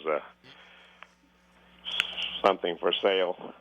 Can I come on out in about 10 minutes, take a look at that thing? I guess not. All right, Sounds like the wrong house to go to. Here's a George Foreman grill for sale. Middle of the night classified. Hello? Yeah, good morning. How are you? I want to come on take a look at that George Foreman grill you have for sale in the paper. Hello? Yes. Hi there. I want to take a look at that George Foreman grill you have in the paper. Is that the one where the hamburger fat all runs down? Yes, it is. Yeah, okay. I'm going to come out right now and take a look at that. I don't think so. It's 3:30 in the morning. All right, because I want some hamburger for lunch today, so let me come on out right now. And No. Where are you calling me from? Excuse me? Where are you calling me from? I'm in my house. Where? Down the street. I live right near the casinos. Oh, do you? Well, it's 3:30. I've got somebody else that lives here. Yeah? Well, I do my shopping early, avoid the rush. Well, I'm going to have to pass then because this is just too early unless you can come later. Is that in good condition? Yes, it's like new. Have you ever used it? Yes, I have. Was there ever any chicken on the grill? Pardon? You ever used any chicken on there? Oh, yeah. All right, because I'm worried about salmonella. Did you get all the bacteria off? Oh, yeah. All righty. Well, listen, I'll call you back in about half an hour. I'll come out and make some arrangements. No. Not a half hour. All right, 45 minutes in. No. Listen, it's 3:30. That George Foreman, he's that baseball player, right? No, not even close. Does he have his autograph on there? And George Foreman recently passed. Yes. Yeah, I should have dug that out of the archives when George Foreman passed. That would have been a fitting memorial. All right, one more call here. Then we got to give away $1,000, and then of course over an hour and 20 minutes of nonstop. MJ continues. What about calling somebody about a Cadillac for sale in the middle of the night? Yeah, right. Hello. Yeah, I hope it ain't sold yet. I'm calling about the Cadillac in the paper. Oh, yeah. Is it sold yet? No. That's a two-door model, right? Correct. All right. Does that have leather interior or does it have that butt-sticky velour? Leather. All right. What options you got on that thing? Everything. So it's loaded. Yep. All right. Any problems I should know about? Nope. All right. Let me come on down now and take a look at it. When? Oh, I'll be there. 10 minutes probably. Oh, it's only 3:30 in the morning. Yeah, but that Cadillac waiting for nobody. Well, we're going to have to wait until morning. Oh, it is morning, 3 o'clock in the morning. No. Now, how about that price? You got $3,000 on that thing? That's firm. I'll give you $400. Fester perked up when he heard old Cadillac for sale. I'm looking at old Cadillacs right now online on Marketplace. The problem now is nobody puts their phone number down. You have to contact them through their Facebook page. Yeah. Anyway, middle of the night classifieds. I've got a ton more, so maybe I'll sprinkle them in over the next couple of weeks. That's great. Middle of the night classifieds. Let's give away $1,000 right now. You know what? Before I give away the $1,000, I want to thank everybody because the latest Nielsen ratings came out yesterday, and for the month of April, MJ Morning Show #1. So the MJ Morning Show #1 in the 25 to 54 demographic, and that's the important one. You know, they call it the money demo. So MJ Morning Show, nicely #1. For April 2025. So thank you to MJ Morning Show listeners for making the MJ Morning Show #1 in morning radio here in the Tampa Bay market. I do not take it lightly, and I'm highly appreciative. So thank you very much. I take it pretty lightly. All right, let's do the money now. $1,000. It's the ATMJ, man. It has just been spitting out cash now for well over a week.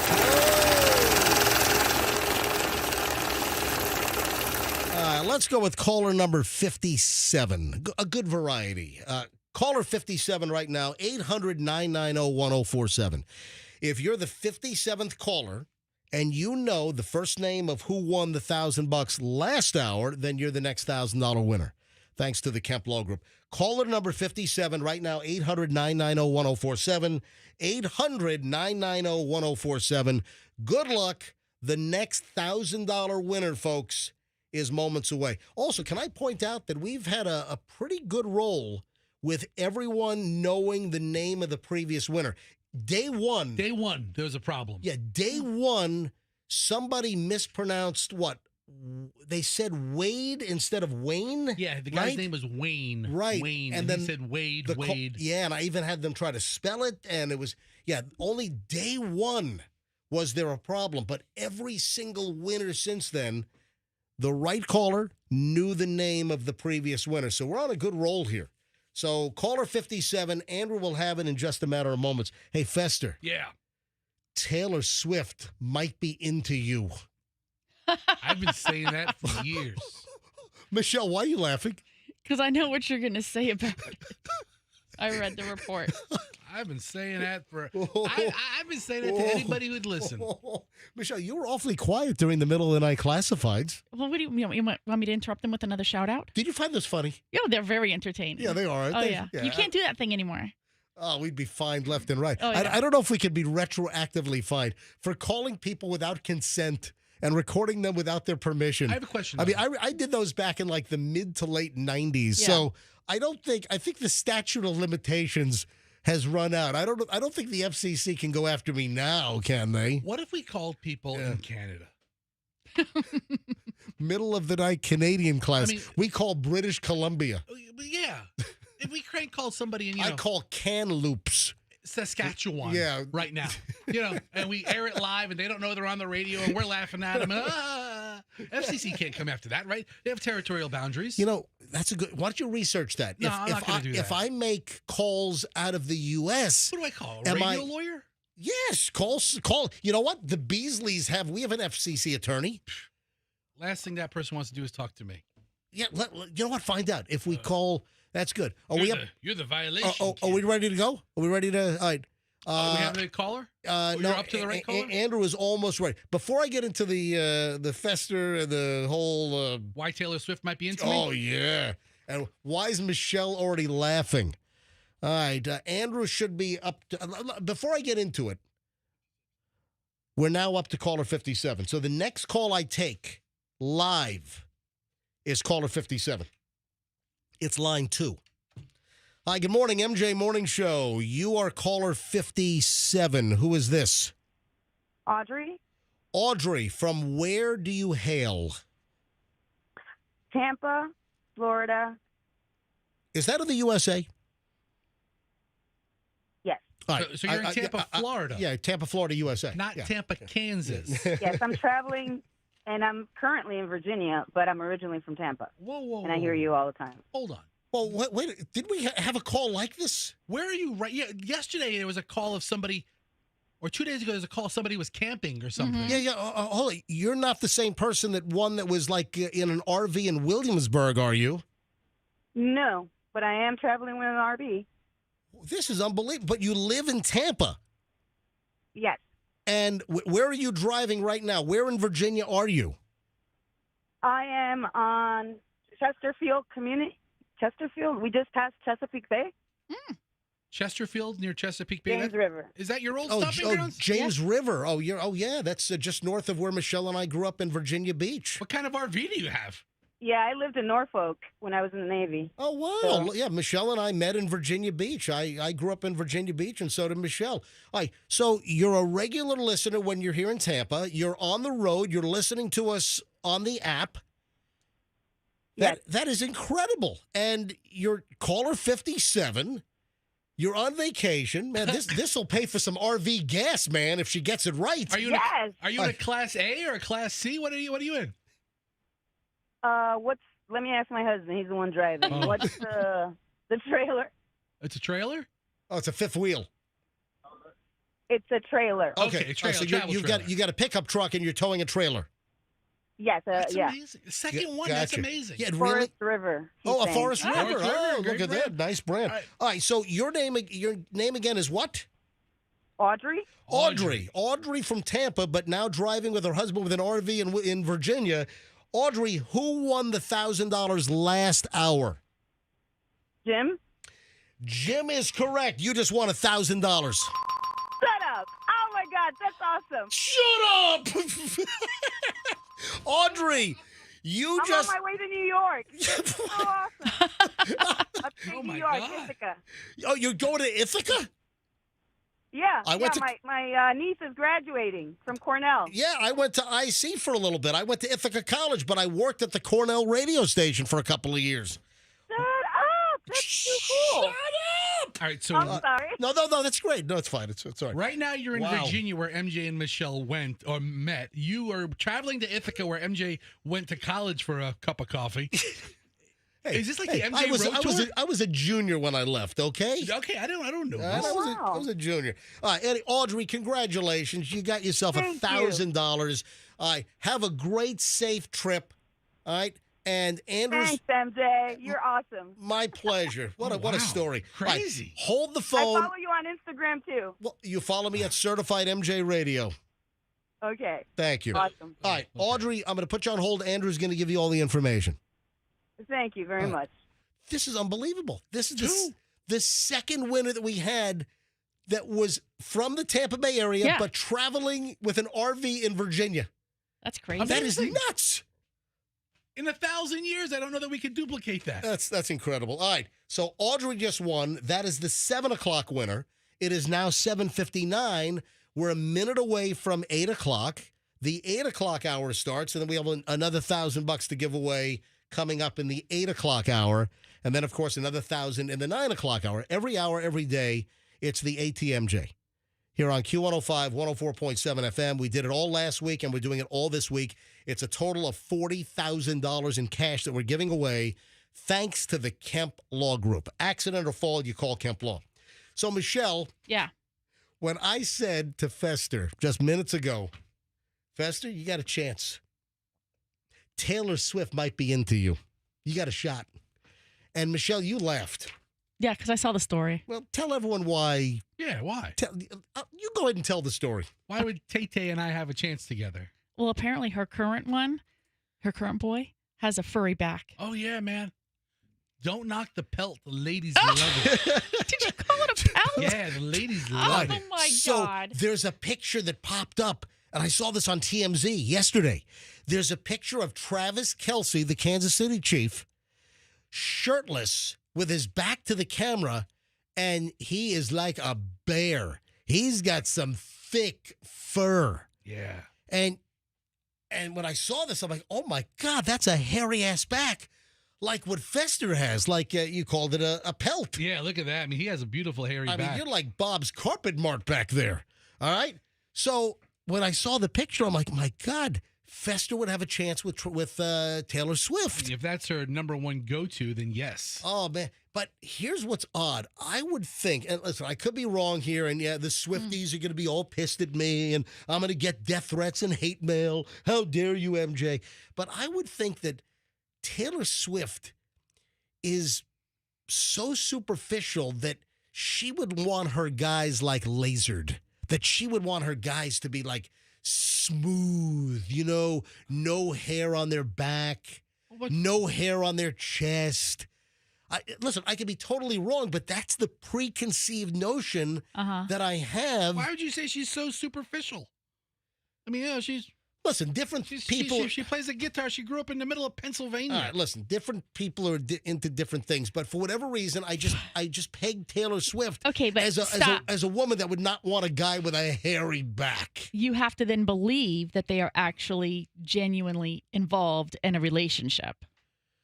Oh, are you introducing something that maybe this is just a PR game that's really going a long time? No, she's not saying it's a PR game at all. You're the one, she's so superficial. No, maybe they really are digging each other. Or maybe they aren't really digging each other, and it is just a PR game. I'm sorry, Fester, I am saying that. Why? Because that's how we, I think, perceive a lot of celebrities to be, right? They get together not for reasons that are legitimate of the heart, genuine interest in each other. A lot of times those relationships are for bolstering the status or the relevancy in whatever area they are. That's just how it works. We've heard so many stories over the years that is exactly how it works. If they didn't like each other, they're spending an awful lot of time together. As far as as far as you're being told, they haven't been seen in a long, that's the whole thing, is that they have not been seen in a long time. But now they might be buying a house where, like in Montana or Utah, because they Yes. don't want to be like they want to be secluded and reclusive or whatever. That popped up in the last couple of days. Yeah. That Travis Kelce and Taylor Swift are talking about buying a house in Montana to get out of the limelight, to kind of, melt into nature and just get out of the rat race. Actually sounds quite normal. But look at the picture. So Fester brought up the picture. If you want to see it, just go to TMZ. TMZ's got it. And the headline is Big Yeti for Nothing. Back hair don't care is what the TMZ headline says. And again, it's just a picture of Travis Kelce without his shirt on. You know what we ought to do? We ought to go to the ladies' back hair hotline right now. We ought to ask, seriously, Andrew, why are you giving me a look? Andrew was giving me like this weird stare, like I said something weird. What is weird? I want to go. I want to go to for ladies with back hair. No. I want to go to phones and ask our female listeners, do you like a guy with back hair, or if that's a turnoff?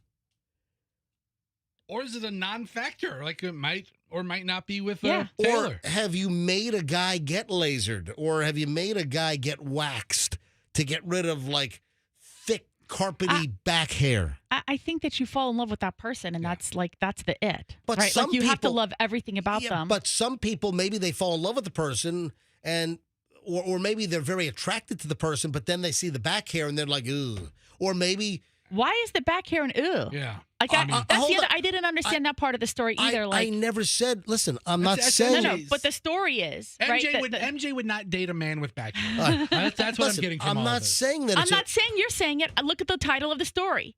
They're talking.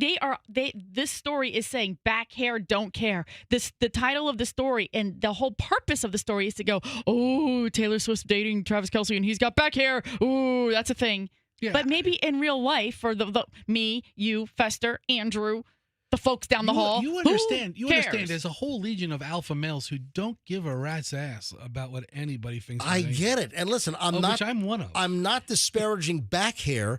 I'm just saying I'm curious as to our listenership. And if I go to phones right now and I ask for women to call us. Yes. Ladies, what are your thoughts about guys with back hair now that we know that Travis Kelce, Taylor Swift's boyfriend, has got a hairy back? We never knew this. I never saw him shirtless with his back to the camera. If he really wants to impress you, have him turn around. Let's go to the back hair phones. 800-990-1047. So, ladies, a very simple question. Are you okay with back hair, or do you run from back hair? Have you ever, met a guy, dated a guy, and then you saw him without his shirt, and he had back hair, and that was it? Or you saw his back hair, and you were sold? Or did you like a guy and then made him shave or wax or laser off the back hair? All right, let's go to phones. I'm curious. This whole Travis Kelce hairy back thing with Taylor Swift got me thinking. Yeah, it sounds like it really turned you on. Oh, will you shut up? 800-990-1047. Look at the phones. Phones are lighting up. 800-990-1047 gets you on. Start with Sharon in Tampa. Sharon, you're on the... Look at the phones, every line, every single line. The back hair phones are on fire. All right, Sharon in Tampa, you're on the MJ Morning Show. Hi, Sharon. Hi, good morning. How are y'all? Morning. Listen, my fiance has back hair. He is the softest, most cuddle-worthy individual I have ever held in my life. And I say that his back hair looks like the wings on his back. Yeah, baby. Oh, like angel wings. Yes. Wow. So, what's his name? Tim. So, Timmy. so- It's Durant's Towing. So we're giving him a shout out for his towing company. Yeah. So Timmy, the tow truck driver. So all of his customers now know that Timmy from Durant's Towing has a hairy back. And that his fiance loves it. So, Wow. Sharon, does Timmy use towing references in the bedroom? Like, I'm going to No. hook you up. No. I'm going to hook you. Stop I'm going to take you to the impound. No. I'm going to take you to Impound Town. No, but I might offer him that. Yeah. All right, so Hey, why don't you dress up like a stalled car tonight and see what happens? Oh, sure. or a 2 a.m. driveway repo job. Yeah. That's called a quickie. That's called a quickie. That's called a yank 'em quick. That's a yank 'em quick. A toe and go. That's right, baby. I yanked them. Man, this is turning into a funnier than I thought. I'm in for the All right, back. so Timmy is your plush toy, is what you're saying. Yes, All right. he's my cuddle bug. All right, thank you, Sharon. I wonder how Timmy from Durant's Towing's going to feel about that. He freaking loves it. He loves it. All right. Ryan, a female Ryan. Love the name for a female. I love Ryan. Ryan, you're on the MJ Morning Show in Palm Harbor. Hello, Ryan. Hey, how you guys doing? Doing fine. All right, yeah, back hair. Yep. So when I first met my husband, he was one of those, roided out, super jacked, tanning bed type dudes who shaved everything. Yep. Not as well. Yeah. I don't need to know all the details, but go ahead. No, not going to the private. No, not that. But he used to shave his legs prior to us meeting, and I was like, "That's disgusting." Yeah, I don't think guys, unless I guess you're a cyclist or something, or bodybuilders or but swimmers. He's definitely not that. No, and he's. I'm not saying he's a bodybuilder like professionally. I'm just saying he's built like one. All right. So what's the story? So, Ryan, you with me? Yeah, I am. So my husband, when we finally were, dating, and when we got pregnant and then got married, Are you distracted, Ryan? Ryan, what's going on, Is there Ryan? something else going on? If you guys really want to know, I'm actually rushing to get my spoiled children, frosted donuts because I've been putting it off for too long. And so you're distracted by getting your kids frosted donuts? Are you at a donut store now? Which one? Dunkin' Donuts. Oh, you're at Dunkin'. Okay. All right, go ahead. So thank you so much. You too. All right, I'm done. I'm done. That's awesome. No, I'm like, what? I wasn't trying to have that happen. All right, that's all right. I knew something else was going on. Straight up, I told him straight up that none of this can happen. Like, I don't want you to shave your back hair. It's gross. Hold on. You took the phone away from your face. You told him what? What's gross? I told him that shaving your back and everything, it's gross. Right. Don't be all bare and slick, and I don't need that. Who does? It's too feminine, and the upkeep, it's just like, if your husband is taking longer than you to get ready due to shaving issues, that's a problem. Yeah. So, yeah. I mean, like, that's no. All right, so did you get your husband out of the shaving thing, and now he just lets it go? Yeah. Are you guys still together? Yes, we're still married. Gotcha. Been married for going on 8 years. Awesome. And I love his chest hair. I love his back hair. It's not too, overwhelming. I'm not saying he looks like a gorilla. I would not want that either. I'm, right in between. So. Awesome. And Ryan, how old are your kids now? Oh, gosh. My daughter is 7. Going on 17. She's got an attitude. And you're getting them all loaded up on sugar before you drop them off at school with the donuts. Absolutely. They need to get it all out of their system while they're there. I mean, it's the last week of school besides tomorrow, or next week. Ryan, thank you so much for the call. Hey, no problem. Bye, guys. Have a good day. You too. Raquel, I'll take 4 more. 3 more. I'll take Kathy, Raquel, and Dottie. Raquel in Clearwater. Raquel, you're on the MJ Morning Show. Go ahead. Good morning. Hey. So my ex-husband was really hairy, and he, he'd get teased about it, and he'd be like, "Yeah, I'm hairy. I'm a man, baby," and he was really proud of it. So we went on this cruise for our honeymoon, right? And they had a hairy chest contest, and I was like, "You should do it. You should do it." Wait a minute. What cruise line has a hairy chest contest? The awesome one? Oh, this was Carnival. But yeah, this baby. was like, oh, my God, 20 years ago. Okay. Or more than 25 years Yeah, I ago. wonder if they're doing that these days. Probably not, Yeah, because really. not everyone's a fan. Yeah. And even his little sister used to give him real hard time about how hairy his back was until, then he started to, do something about it. Well, sounds like Taylor Swift might be into him. My sister, on the other hand, not a fan, and she dated a guy who said, he really didn't have a hairy back, but his butt was really hairy. Yeah. Like a monkey. That's right, He was Raquel. like a and I was like, oh my god. Monkey butt. Yeah. He was embarrassed about this, this guy. Oh, no. So anyway. Raquel, thanks for the call. Have a great day. Kathy in Sarasota, then Dottie, and then we're done. We'll move on. Kathy, and folks, if you're wondering what the heck are we talking about, apparently Taylor Swift has no problem with Travis Kelce's hairy back, because a picture of Travis Kelce just popped up yesterday on TMZ with his shirt off, back to the camera, and he has a hairy back. Kathy, Sarasota, you're up. Go ahead. You're on the MJ Morning Show. Hey, good morning, MJ. Hey. So I went on a date with this guy. It was our second date, and we went to the beach, and he took his shirt off, and he was, oh, my God, he was like a little monkey. It was so disgusting, and it was so embarrassing. I looked around. I mean, it wasn't just like back hair. I mean, it was like full-fledged monkey. It was like he was wearing like a gorilla suit. Yes, and oh my gosh! So after we left the beach, we had to go back to. I live close to the beach, and we had to go back to get his stuff. And I couldn't get rid of him; he would not leave. So I put in the movie, The 40-Year-Old Virgin. Yeah. Where they, Kelly Clarkson. Yeah, because I was like, get a clue, dude. And then that was it. Never saw him again. So I don't know if he ever shaved that or not, but listen, some women are into it, and listen, you're obviously not. So, Kathy, thanks for the call. Last one, let's grab Dottie in Clearwater. Dottie, you're on the MJ Morning Show. Go ahead. Hey, good morning, MJ. Hey. Congratulations, first of all, on your number one. Thank you, MJ Morning Show, number one in the radio ratings for the last month, April. They just came out yesterday. Go ahead.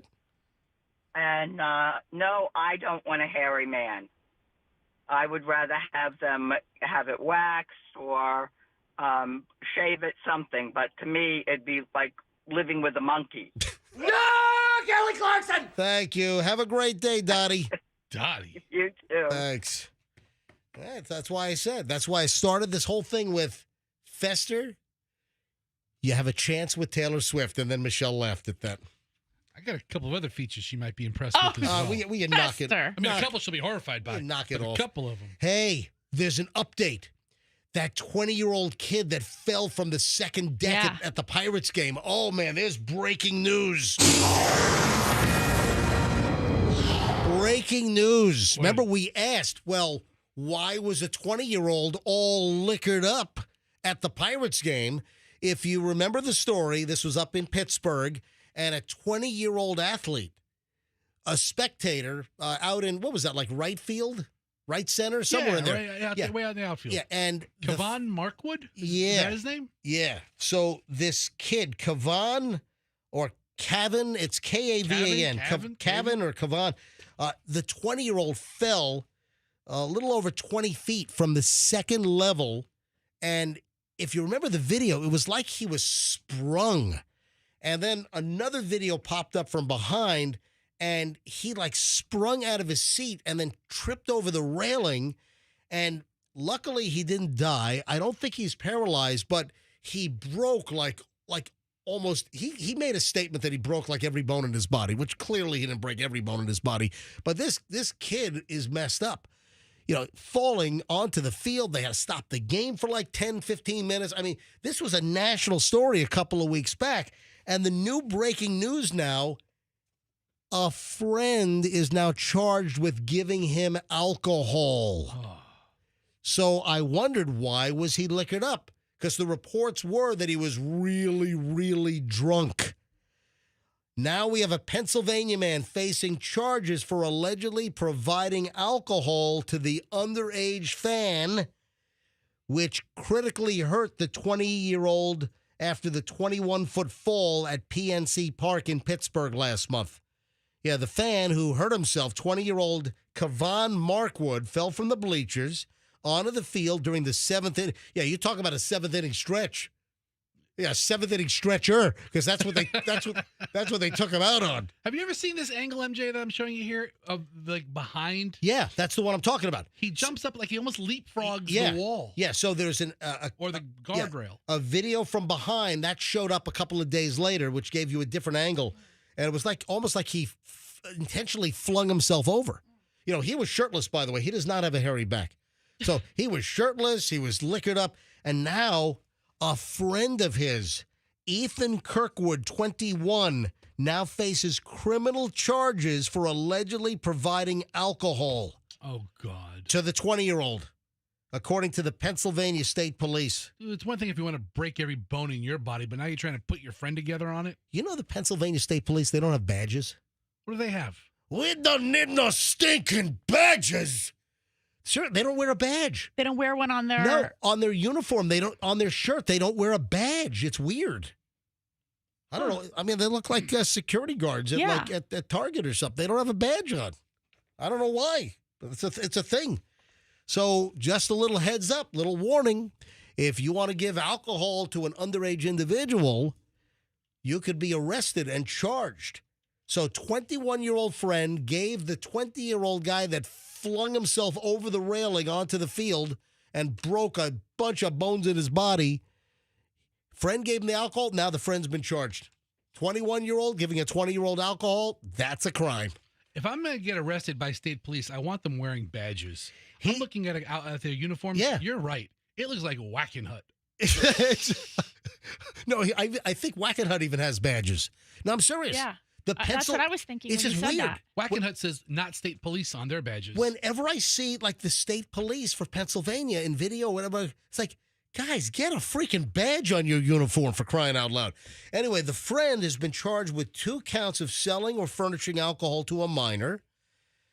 ABC News tried to reach out to Kirkwood, the 21-year-old, but he's not talking. No response. Police reviewed receipts and video footage from PNC Park that showed Kirkwood purchased 2 24-ounce cans of Miller Lite shortly before the 7 p.m. game on April 20th. He's then seen on the video walking away from the bar area with Mark Wood and 2 women, with both men holding a can. So the 21-year-old bought the can of beer for the 20-year-old, hands it to him. Man, they combed through all the video. They found them buying the beers and walking through the, what do you call that area?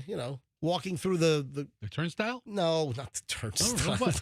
No, The just galley or something? I don't know. The open area where the concessions are before you go back to the stands. What's the name of that? Gangway. It's not a gangway. I don't know. The place where you go for beer. All right, I'm not even listening to you right now because I'm reading about Pennsylvania State Police uniforms. Yeah. They're one of 5 states that do not carry badges or do have badges on their uniform. Dates back to the European tradition of constables. All right. Constables didn't wear badges, but they do have a badge in their wallet. All right, listen, I'm going to tell you right now that if I ever become the governor of Pennsylvania, and that's a possibility because Michelle does want to ultimately move to Pennsylvania. Yeah, and they sometimes like to elect eccentric people in that state. Sometime, listen, I might just decide to... You could run for Senate. Oh, yeah. I bet you'd win. Oh, yeah. In a hoodie. In a hoodie. All right. So if I ever become the governor of Pennsylvania, I'm going to say my first act is going to be I'm ordering badges on the Pennsylvania State Police.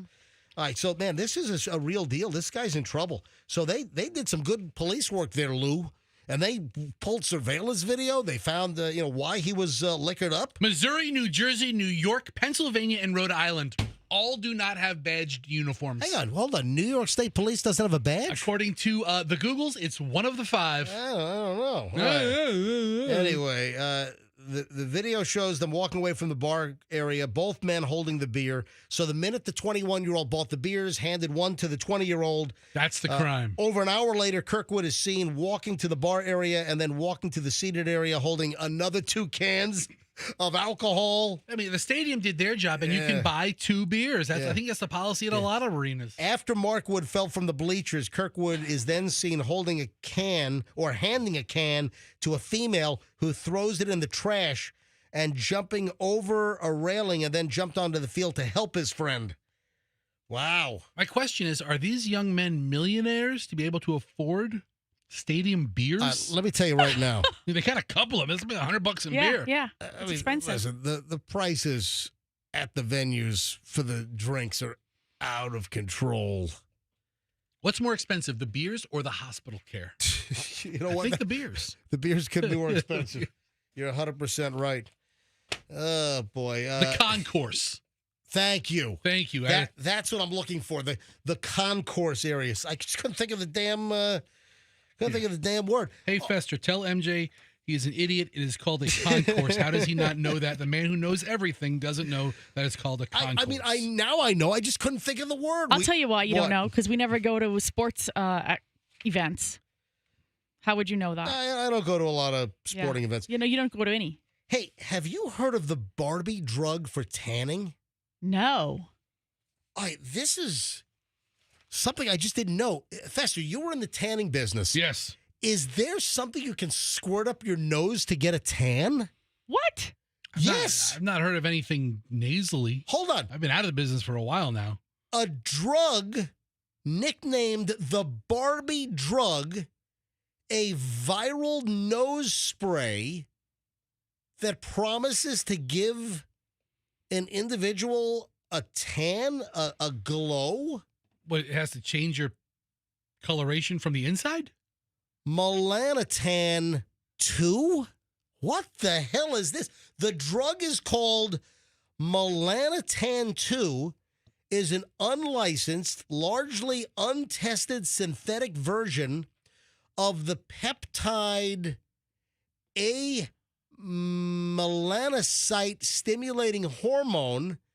As the name implies, according to the Post, the hormone is responsible for melanin production, and devotees of the so-called Barbie drug claim it gives them an inside to the outside tan. So if you have more melanin in your system, you're more likely to develop a nice tan.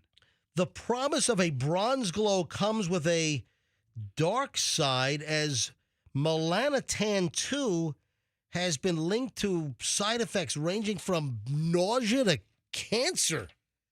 Are you serious? Sold in nasal spray form, the product is marketed as the Barbie tan, and sometimes the Barbie logo is actually pirated, and it's in pink packaging, and some are even stamped with like a ripoff of the Barbie logo. You know how they have the stylized Barbie, the BARBIE, and it's like the puffy kind of the Barbie letters. That font. Yeah, thank you. The stylized font for Barbie.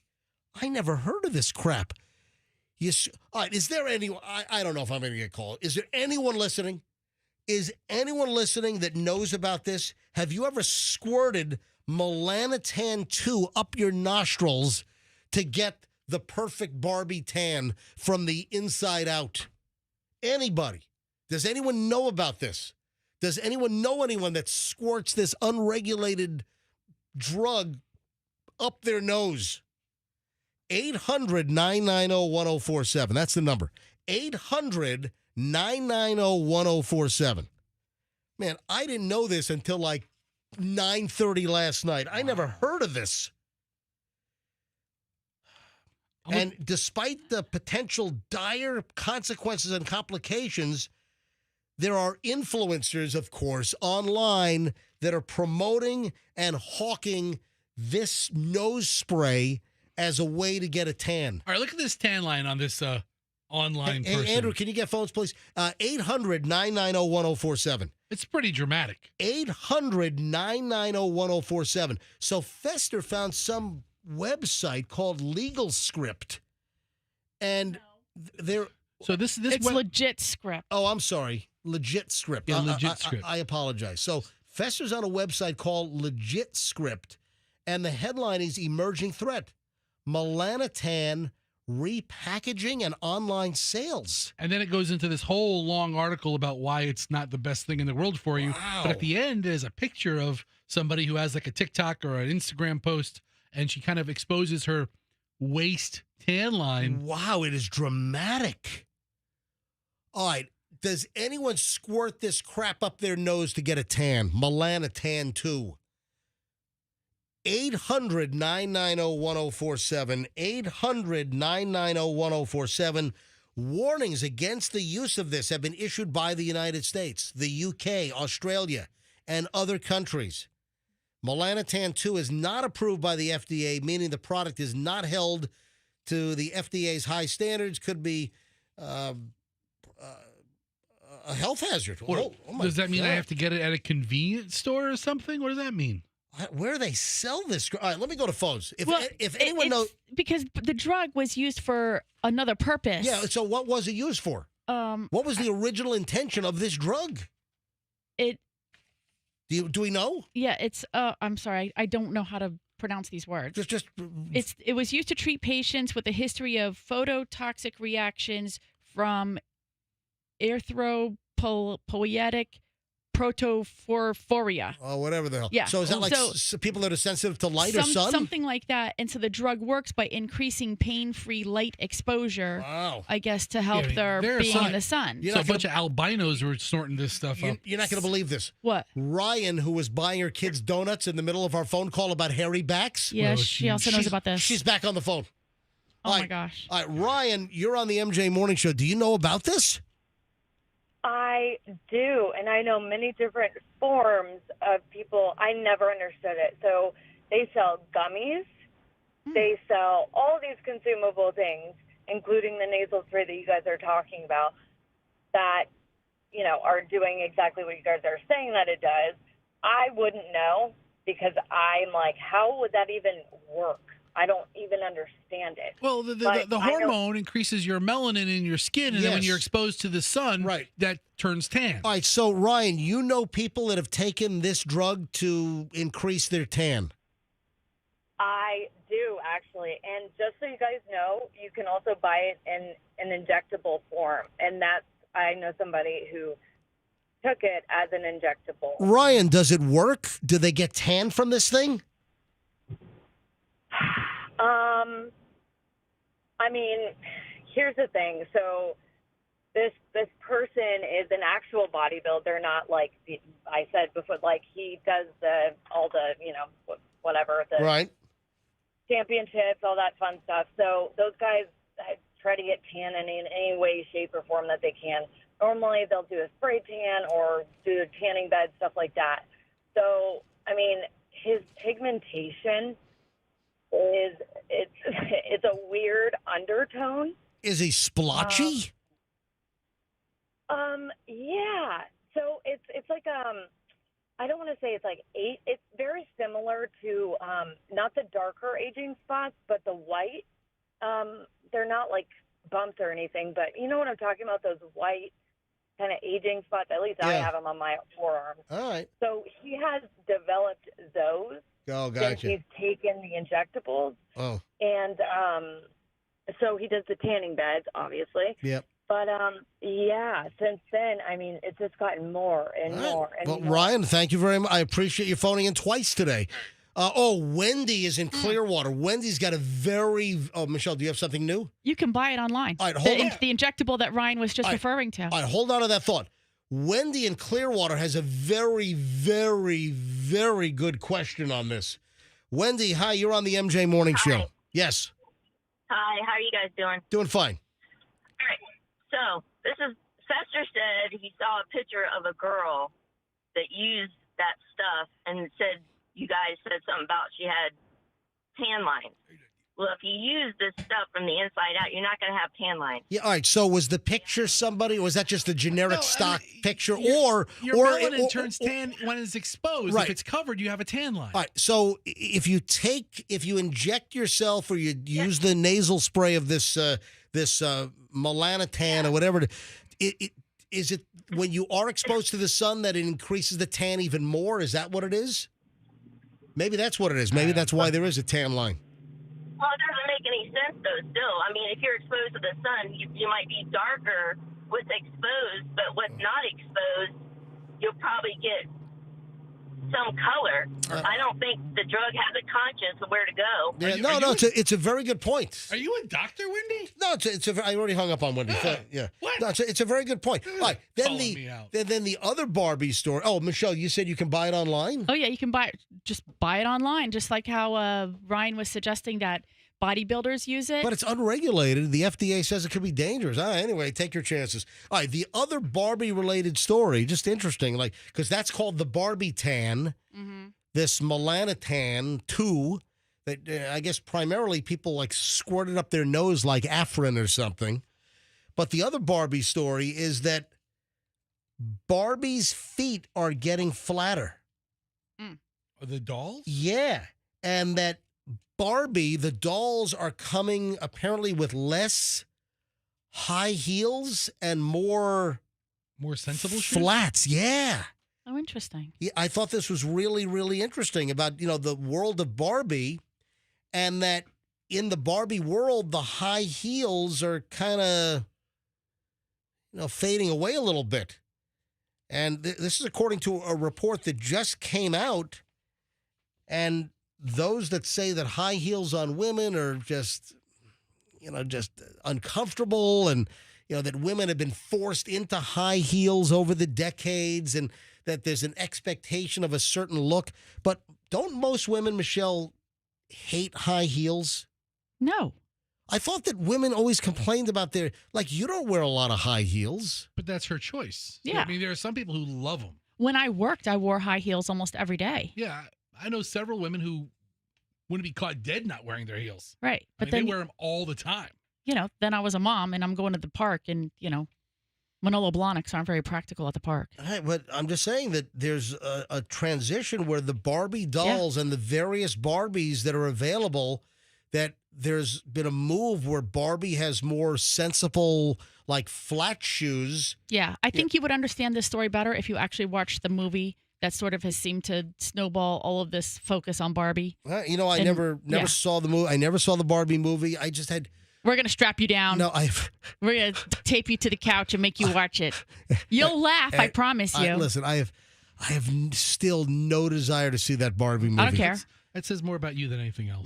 Thank you, Fester. Remember, that was the summer of Barbie and... Barbenheimer? Yeah, Oppenheimer and Barbie. Yeah, last summer? I remember it way back last year. I saw Oppenheimer twice. Was it 2 summers ago? I think so. Yeah, I think it was the summer before last. To be quite honest, I can't remember. Anyway, so way back when. The Barbie trend is flatter shoes. Yeah. Which seems to be an indication, they say, of where society might be headed. Oh, guess who's suing to get their record rights back? Yeah, a well-known duo. Oh, you'll know. You know what? I'm going to play a little game. I'm going to give you the little blip. There's a music duo, and they're suing their record label to get the rights to their recordings back. Well-known duo. Are they friends or are they enemies? No. It's not Hall & Oates. Okay, I don't know. You said a duo. No. I'm just feeling out the answer. Oh, Hall & Oates, they want to murder each other. They hate each other. Hall & Oates, I think that they would kill each other. Yeah. Oh, they hate each other now. I know. They do. All right, so here it is. I'm going to give you a blurb. This is a well-known musical duo, and they're suing their record company to get their music rights back. See if you know who it is. And here is your audio clue, just a blip. It's a blip clue. And... Oh, yeah, it's Simon and Garfunkel. Do you know... Oh, we gotta go to phones on this. Yeah, that's what we're going to do. Michelle, do you know what that was? I think I do. But I don't want to say it. Hold on, write it down. Write it down. And don't hold it to the camera, though. Just write it down. Don't let Fester see it. I don't care. Fester, do you have any idea what that was? My guess was Simon and Garfunkel. I'm sticking with that. All right, that was it again. That's the noise again. That sounds like Bridge Over Troubled Water. Oh, Michelle, you got it. What is it? How did you know just from... I think I was hanging out with you in the studio when this was popular, so Wait, I'm pretty... Hold on. You knew that just from this little... That. Again, I'm going to be very quiet. Here it is one more time. And that's the... What song is that? Michelle, I can't believe you... From that little pop that you knew. Does anyone know what song that is? And that will then lead us into the story of the duo that's suing their record label to get their recording rights back. All right, 800-990. Oh, look at the phone. Every phone line. Love it. And then we'll give away the money in a few minutes as well. Don't call for the money yet. This is not for money. The $1,000 will happen in minutes. 800-990-1047 if you know what song this is, and that will lead us then to who the duo is. That's all you get, just that little pop. Let me grab line 6. Lee in Lakeland. Lee, do you know? and pepper. That is unbelievable. That is absolutely that is 100% right. The song is yeah. I mean, just the little, just the little sliver, the little. I think I even did less than that. Listen, Lee, very impressive. Thank you. I'm a child of the 80s. So. Yeah, I am too, and Michelle is as well. Yeah. Hey, can you name another salt and pepper song? Oh gosh.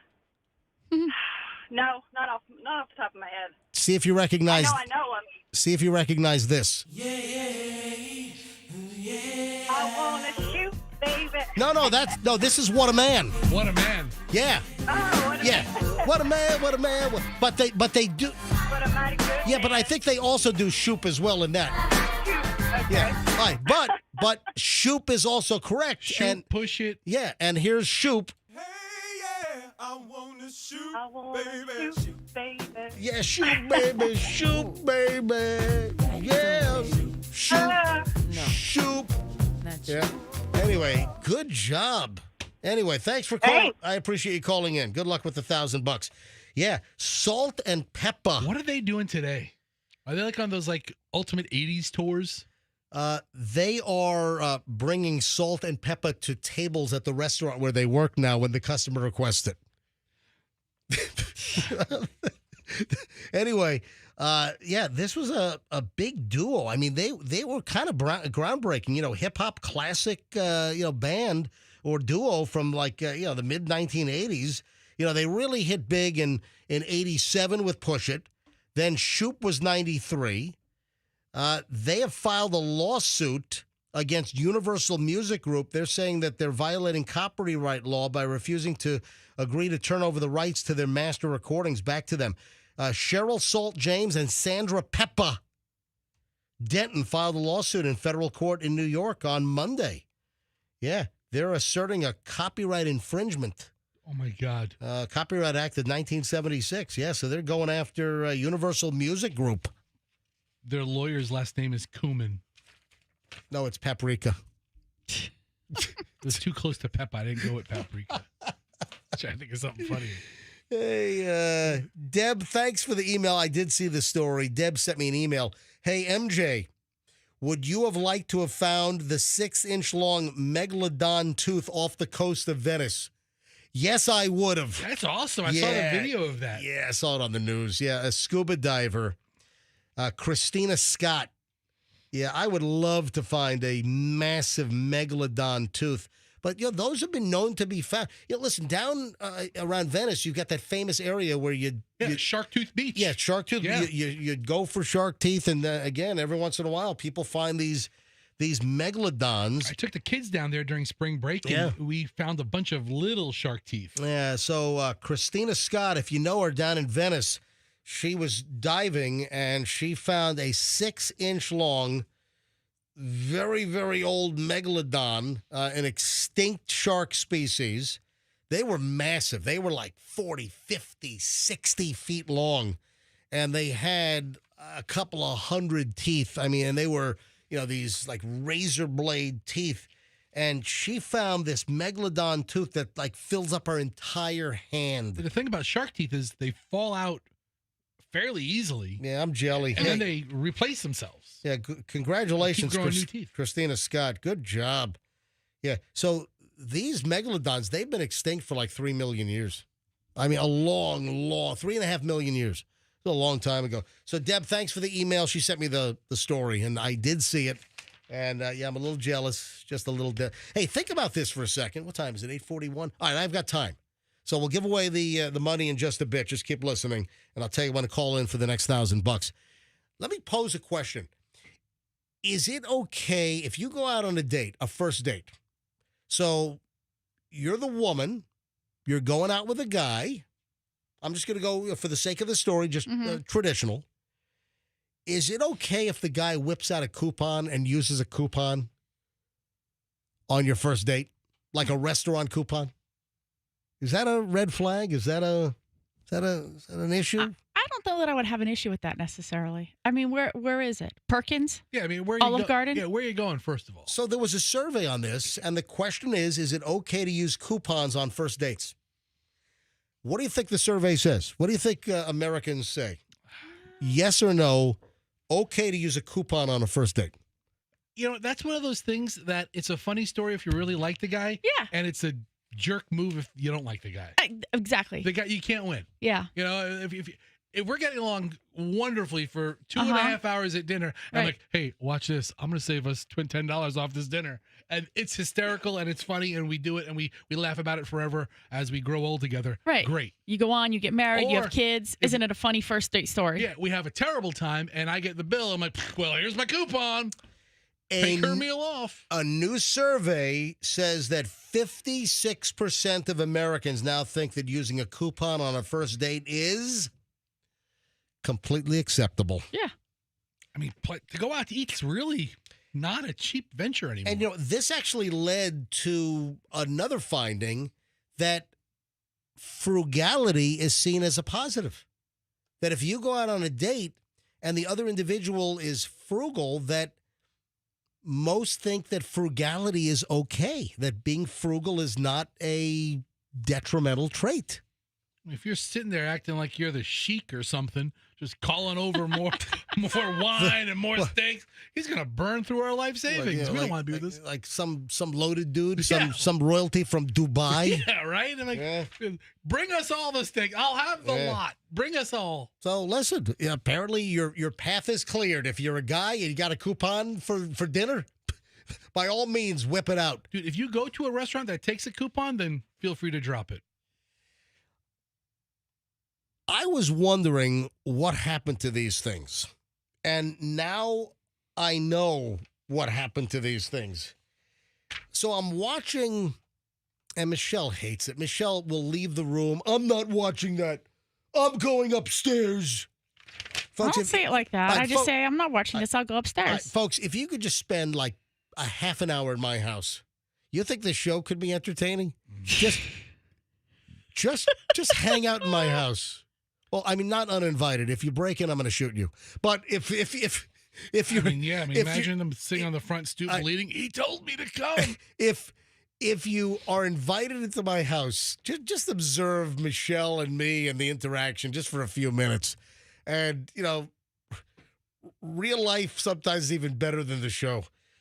So Michelle hates that I'm watching this nostalgic show that I watched when I was a kid. So on Peacock, I started watching all of the episodes of the TV show Emergency. Station 51, KMG 365. Yeah, the old TV show. I love this thing. Emergency, Saturday nights on NBC. My parents went out. The babysitter was there. 8 o'clock on NBC. It had to be Emergency. I just love this show and all the, Squad 51, Station 51, Engine 26,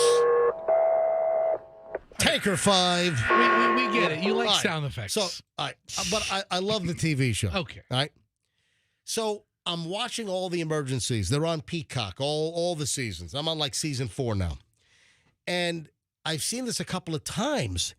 And what happened to this? The LifeNet.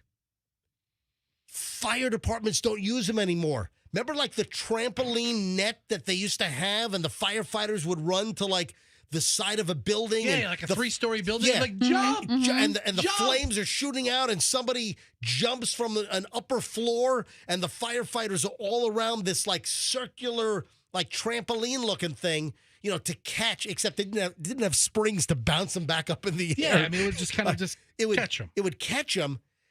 It was called the LifeNet. And I'm like, whatever happened to those? Because someone jumped out of actually it was the two paramedics. It was, we talking about the show now? Yeah, I'm talking about the show. The two paramedics, Roy and Cliff. and no, it was the other. Anyway, they got trapped up in the flames, and they had to jump out. And I saw them use the LifeNet, And I looked it up.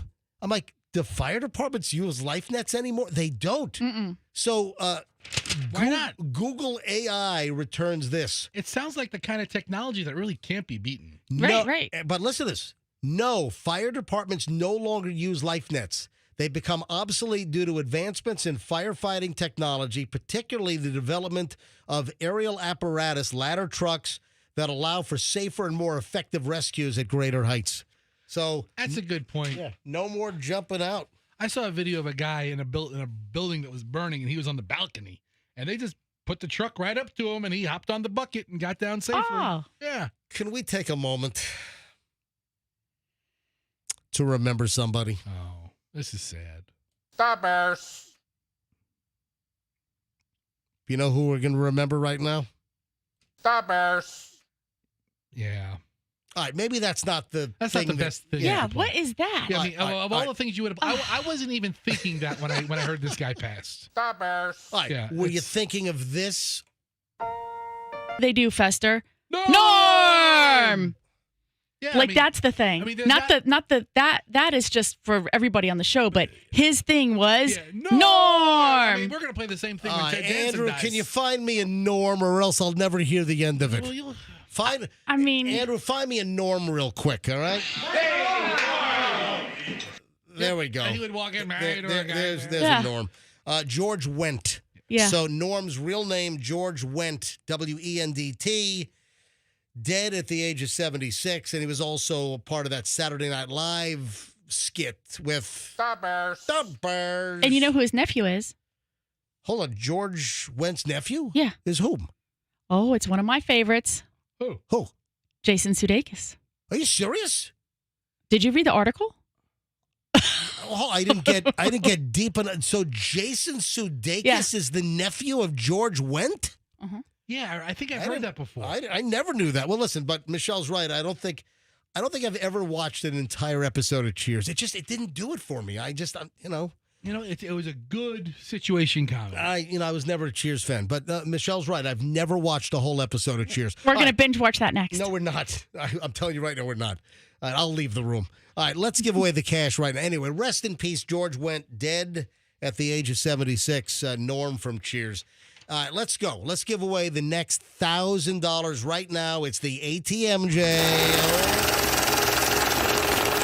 All right, let's go with caller number 50. A nice even 50. Caller 50 right now.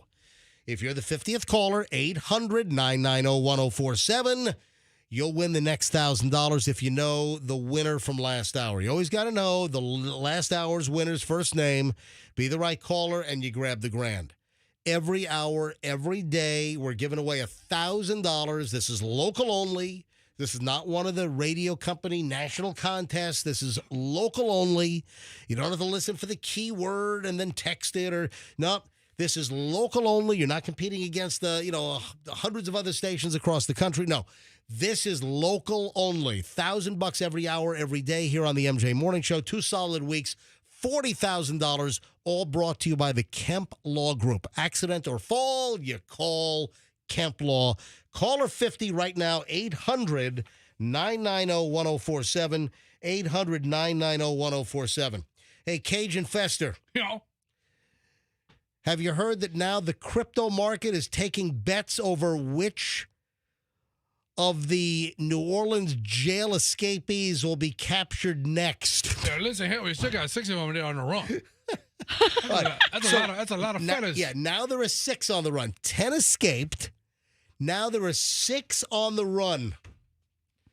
These inmates that escaped from a jail in New Orleans. They went behind the crapple. Yeah, well, they did. They ripped away one of those stainless steel toilets, like a jail cell toilet. They ripped it off the wall, and it exposed a big hole in the wall. But there are also other situations that are being investigated, and they have a jail employee's like under arrest. So a jail employee helped them escape. We only have 5 still out. Wait a second. They captured another one? Yeah.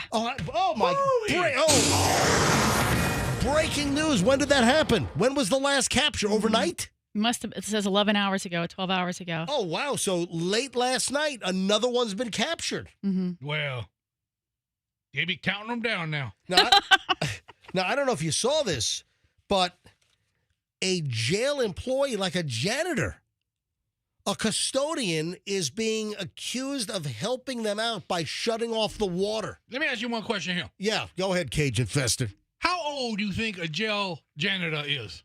What age group? I would say 45. 19. Yeah.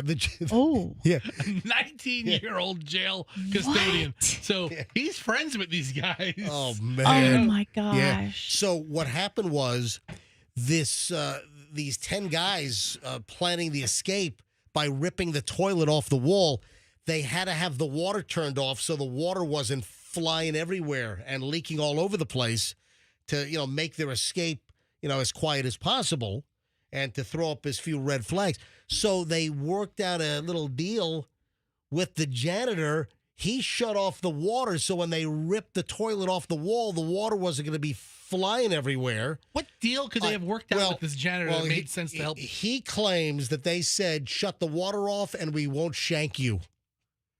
So his excuse, whether this is true or false, whether this is real or fake, the janitor that shut the water off, allowing the 10 inmates to escape, including murderers, he claims that they threatened to shank him if he didn't shut the water off. But anyway, I think he's been charged already, so we'll see what happens. And now the crypto market is taking bets on, if one was just captured late last night, I wonder if anyone won.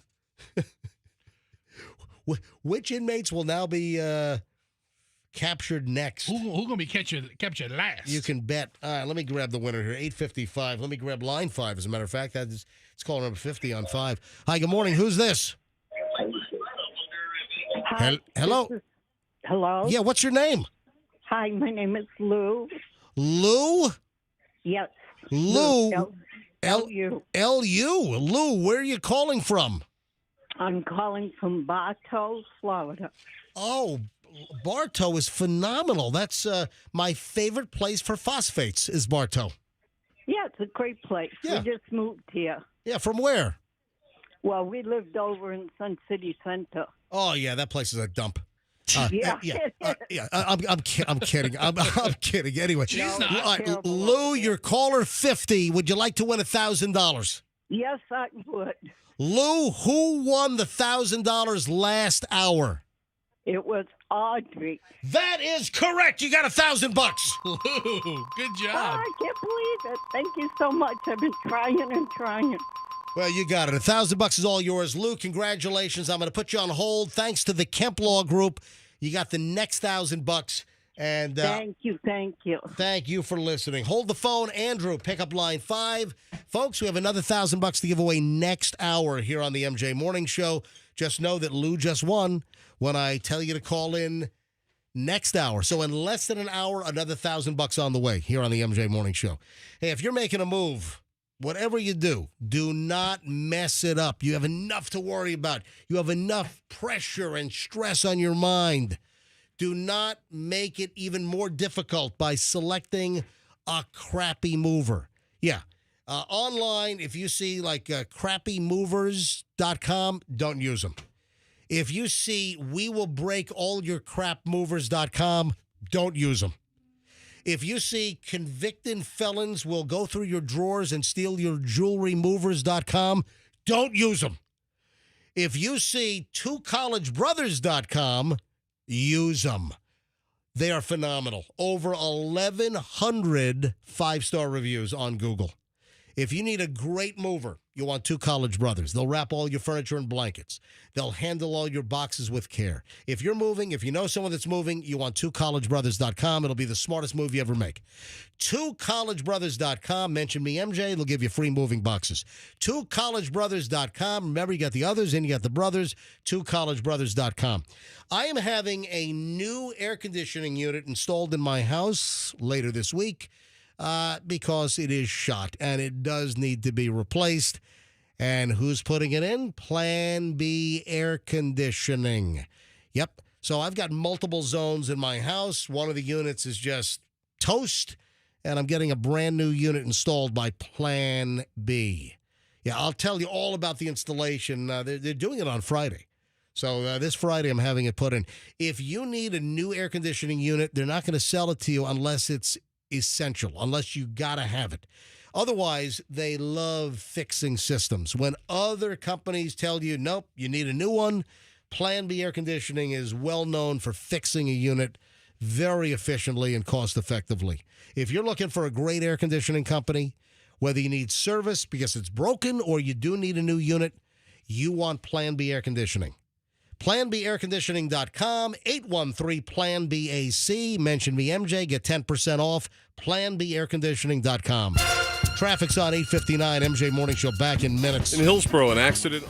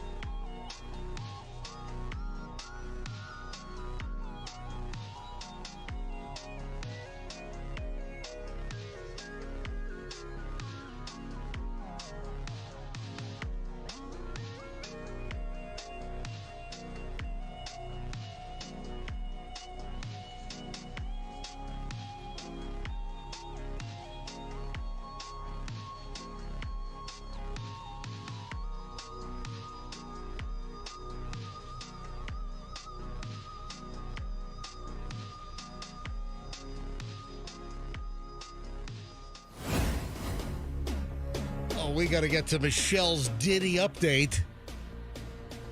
Michelle and the Diddy news in minutes. Fester, first of all, why are you jamming out erroneous information here on the MJ Morning Show? I gotta go behind you and sweep up your mess and clean up your mistakes. I am not a journalist. Nothing I say is hold on supposed to be factual. You revealed minutes ago how old the janitor was at the New Orleans jail where the 10 guys escaped. Yeah, I thought he was a 19-year-old janitor. What, you pull that out of your butt? No, I thought I saw a headline that said 19-year-old janitor. Well, it's wrong. The janitor was 33.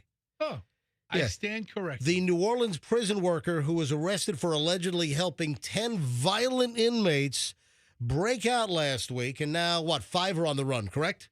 And then there were 5, because apparently one was captured late last night. So now 5 are on the loose. Yeah, the individual, Sterling Williams, you know what? He doesn't have a sterling reputation anymore at the New Orleans jail. I mean, he did. Yeah. Up until, that He was day. a shining janitorial. Oh, the latest to be caught was 19, Andrew saying in my head. Okay, listen, hold on. First of all, You conflated. You know what? You're inflated and you conflated. I did not give out any information. It was all Cajun Fester. And if you're relying on your news from Cajun Fester, you've got bigger issues. So the problem is you people listening. Yeah. So Sterling Williams does not have a sterling reputation any longer. 33 years old. That's the janitor. Admitted to cutting off the water in the cells so they could rip the toilet away from the wall to break out. And again, I mentioned this yesterday. They wrote on the wall, "Too easy, LOL." They, with crayon or marker, they wrote on the wall. And you know what it was? This was one of those, prison cell toilet sink stainless steel installations. So it's this one-piece unit. And they were able to yank this off the wall to then get out through the wall. And they needed the water shut off so it wouldn't flood the whole area. I tell you, man. And the janitor turned the water off for them. And the janitor's claiming that they threatened to shank him. Then did they fit through those the holes of the, what do you call that? Rebar. The bars? Yeah, rebar. Push the rebar back Yeah. and broke it off or somehow? Yep. Anyway, so yeah, Michelle Fester was wrong. 33-year-old janitor, not 19. Yeah. Okay. Speaking of individuals in small cells these days. Yeah. Are you ready for the Diddy update? It's kind of a lot. I mean, I've been trying to whittle it down, but just lots of, interesting little details coming out. A lot of it just corroborating Cassie's version of events. But, some other interesting information. All right, let's go. Let's do the Diddy update. I don't even know where to start. Okay, so the first guy that testified was this dude named James, last name James. He was one of Diddy's assistants, and the defense absolutely did not want him to testify. They said that his testimony was completely, irrelevant. But the government said no, it's necessary to support the racketeering charge because what he does testify to is how involved he was and how involved the other employees of Diddy were in. Preparing the hotel rooms, paying him. Yeah. In the what he observed. operation, yeah. Right. I'm shocked at this information. Okay, what else? Oh, I'm sure he's shocked. Yeah. I'm shocked at the fact that we now know that Diddy likes to put, what do you think, on his cheeseburgers? Hold on. We know what Diddy likes to put on his cheeseburgers? Yeah. Oh, this was a writer that was that for the hotel rooms and what his staff supplied it with. Wait a sec. He had a writer to stay in a hotel or part of his concerts? I mean, you can call nicer hotels and request things be in your room. Yeah. Then they would have that concierge service. Right. Either it was in his writer, but also his staff made sure that it was there when he. So Diddy likes this item on his cheeseburgers. Yes. Oh my God! Please don't let it be baby oil. I was gonna say. I was gonna say lube. Yeah. All right. I was gonna say lube. I mean, this slides right down. I like a good lubed up cheeseburger. It's not mayonnaise and it's not ketchup, Mustard. but it is in that mustard. lane. Nope. Thousand Island dressing? No. What? Applesauce. Get out. I swear he had the hotel rooms stocked with 40 different kinds of skincare products and applesauce, along with an assortment of drugs, baby oil, and lubricant. Wait a minute. Hold on. Who the hell puts applesauce on a cheeseburger? Maybe we should try that. You know, I Fester. gotta say, I've never seen it or heard of it, but it doesn't sound awful. Right. No, it sounds awful. No, it doesn't. What are you talking about? That's awful. No, think apples and cheese. Yeah. Apple and cheese. I don't want applesauce. It doesn't sound terrible. It's like a ketchup alternative because it's got a little bit of a sweet, so maybe a little bit of tang. Fester, it does sound terrible. It sounds different, but I'm not gonna, I'm not gonna, get shot or it sounds awful. All right, what else? It sounds different. What else, Michelle? Oh my gosh. Okay, so he sometimes worked like 20 hours a day. He was really kind of overworked. He was the one who went around when Diddy was looking for Suge Knight that night when he supposedly was gonna, I guess take him out, little East Coast, West Coast, thing. And he drove him around looking for Suge Knight. They went to some diner, 4 a.m. in the morning. He wasn't there. And the defense said, well, you didn't say anything. You didn't, try not to do this or whatever. And he said, respectfully, sir, you have someone with 3 guns, that close proximity. I didn't think I had the option to say something. So again, they're creating this atmosphere of control that Diddy had over everybody. Yep. What about the day of his arrest? So when Diddy was actually... I'm getting there.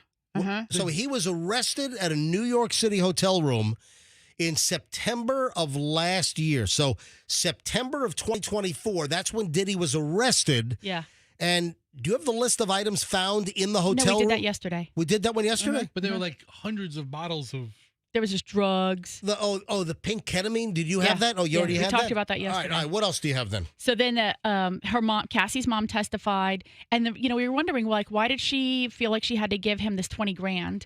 And I guess it was sort of extortion, like he was threatening. And there was an email or some kind of a message where he said he was going to publish those videos of Cassie. So the mom, hurriedly, I guess they went and got a home loan, mortgage, second mortgage or whatever, to give him 20 grand. But then he gave it back several days later. Then we have another a male exotic dancer who is known as... Is that the Punisher? The Punisher. The Punisher. He has a website. Yes. Getpunished.com. So why do they call him the Punisher? Oh, he got it like from basketball days, like in high school or something. It has nothing to do with what you think. Does he brutalize or what? Maybe on the basketball court. So they hire a male exotic dancer to perform at these freak-offs, and his name is the Punisher. Yeah. But he was also getting with Cassie while Diddy was in the corner watching. Yeah, that was the freak off, right? Yeah, so he arrives, he thinks he's doing a dance session. He ends up not doing a dance session. He ends up doing, something more.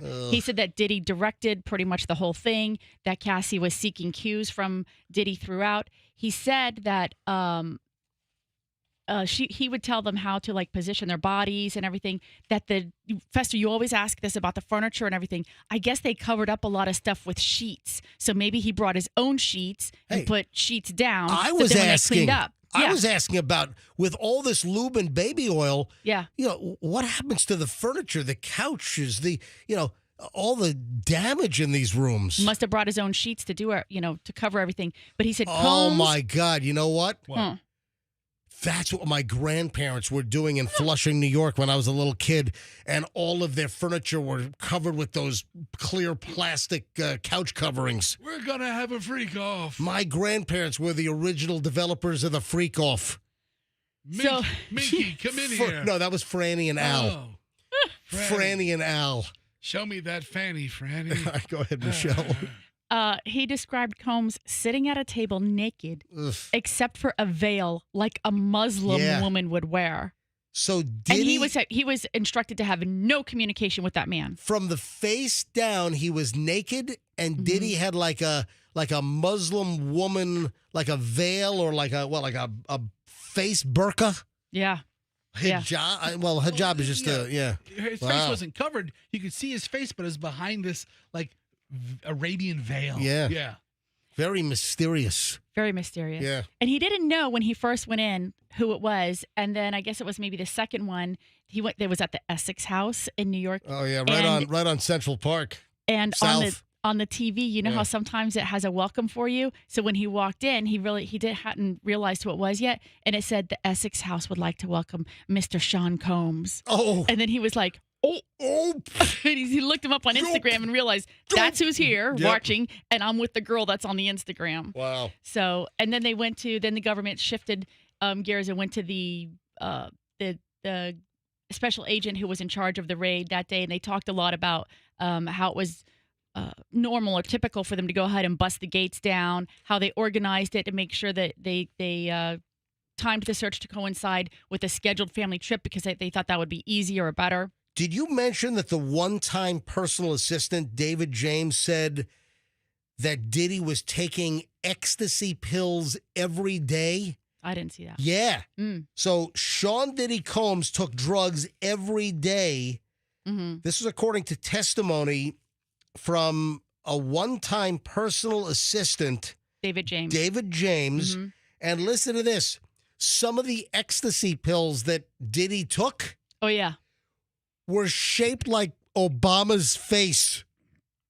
I'm shocked at this information. I mean, there are Obama ecstasy pills. I mean, I guess there's ecstasy pills in every shape. Oh my God, that's crazy. And then the list of drugs that Diddy allegedly kept in his DOP kit, his toiletry bag: Percocet, ecstasy, Viagra, weight loss pills, sperm count pills. What is that? 1, 2, 3, 4. I don't know. Sperm o'clock rock. 5, 6, 7. I mean, what? Look at these ecstasy pills I found that look like I know. President Obama. There are ecstasy pills that look like Obama's face. My God.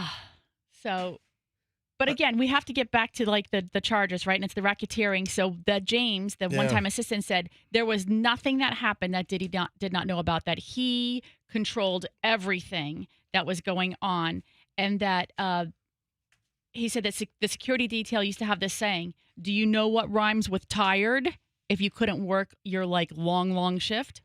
What, fired? Yes, fired. Oh, what rhymes with if you're tired, then you're fired. Oh, Yep. my God. That he just kept people running on a clock like days and days on end. These freak-offs would apparently last sometimes for days. They'd start at 2 or 3 in the morning, and they would go for days. All right, ladies and gentlemen, the Diddy update from my wife and my attorney, the lovely Michelle. Thank you, Michelle. Nice. Excellent job. The attorney to MJ and Fester. Thank you very much. The attorney to lowest level of local celebrities. There you go. Can I warn everyone again on using AI? And this is an issue. People using ChatGPT to crank out like business reports or school reports. You know, the stuff that's coming up that's erroneous in some of these AI programs is problematic. Do you remember we did a test? What did we do? We did a test a couple of weeks back where you just take like 2 words that like just random words and you Google them. Yeah, Google had this feature where it would give you an AI response for almost anything. And you come up with 2 completely irrelevant words and it would still try to work out something. But it would spew out garbage. So we did a demo live on the air, like within the last couple of weeks, where we just did a test. This is a test. This is only a test. And we put these just 2 random words having nothing to do with each other into Google, and the AI would try to come up with a story, a report. A stretch as to what it could possibly mean. Right, and some of them were ridiculous. Well, people are using these AI programs, probably ChatGPT is the most famous, but you can't trust the data as being 100% right. And people are being found out, like college kids or high school kids, they're doing reports on some of these AI programs, and some of the crap that is being spit out is just erroneous and wrong. That's number one. Number two, case in point, the Chicago Sun-Times, a major newspaper in Chicago. You've got the Chicago Tribune, and then you have the Chicago Sun-Times. They put out a summer reading list, and apparently it was created with AI. Okay. The Chicago Sun-Times, a well-known award-winning newspaper, used AI to create a summer reading list for their readers, and a bunch of the books on the list were mostly non-existent. Huh? The AI made up books. Books that don't even exist were made up by AI, and they published it. How freaking embarrassing. Can you imagine that? Humiliating. So the Chicago Sun-Times newspaper, they had to apologize. Like, tail between their legs, mea culpa. Oh, we're sorry, our summer reading list. You're not going to be able to read a lot of the books on the list because they don't exist. Yeah, it's problematic. Yeah, AI made them up. My God. How does somebody not just like proofread or double check? They sound good. All the titles sounded legitimate. They do? Yeah. Well, part of the issue is newspapers have been gutted. I mean, for Christ, just look at the St. Pete Times or the Tampa Bay Times. They only publish twice a week. There's a book called Hurricane Season, another book called Boiling Point, another book called, Migration. So some of these books are just, they don't exist. Which ones aren't real? So AI made up the titles and even made up the little treatments, the description of the book. I mean, listen, media in general is just a mess. Radio, all the radio companies are, they've seen better days. Newspapers are like the worst. Magazines are obviously, how many magazines still exist these days? Television stations. I mean, look what's going on with local news. You got a couple of good reporters, and they're mostly the veterans. But you look at like the new hires at the local TV stations, and they're hiring kids out of college that should be working 10 years in smaller markets before they come to market number 12 or 13. With 3 million people in our listening and viewing area here, and you're getting kids that are right out of college that ought to be in Sheboygan, or they ought to be in, Wichita Falls for a couple of years before they move on to 3 more markets before they would, you look back at like the 1980s and 90s and even early 2000s, and the quality of our local TV reporters was good. Now, TV news in this market, the product is it's just fallen off a cliff. I mean, you still have some really good veteran reporters that are out there. Like I think of Jeff Patterson at Channel 8. I think of Lloyd Sowers at Fox 13, for instance. You've got some really, really top-notch good reporters, but then I see some of the reporters that, they got squeaky voices and it's like, what's going on here? And they're just green. I'm not saying they couldn't get to this market, but you need to be in like 3 other markets working your way up. So media is just a mess, and newspapers have been hit the hardest.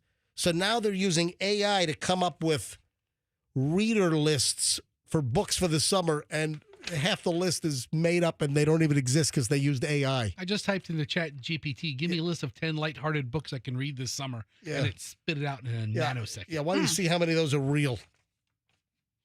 Probably most of them are fake. MJ the Elephant. First one.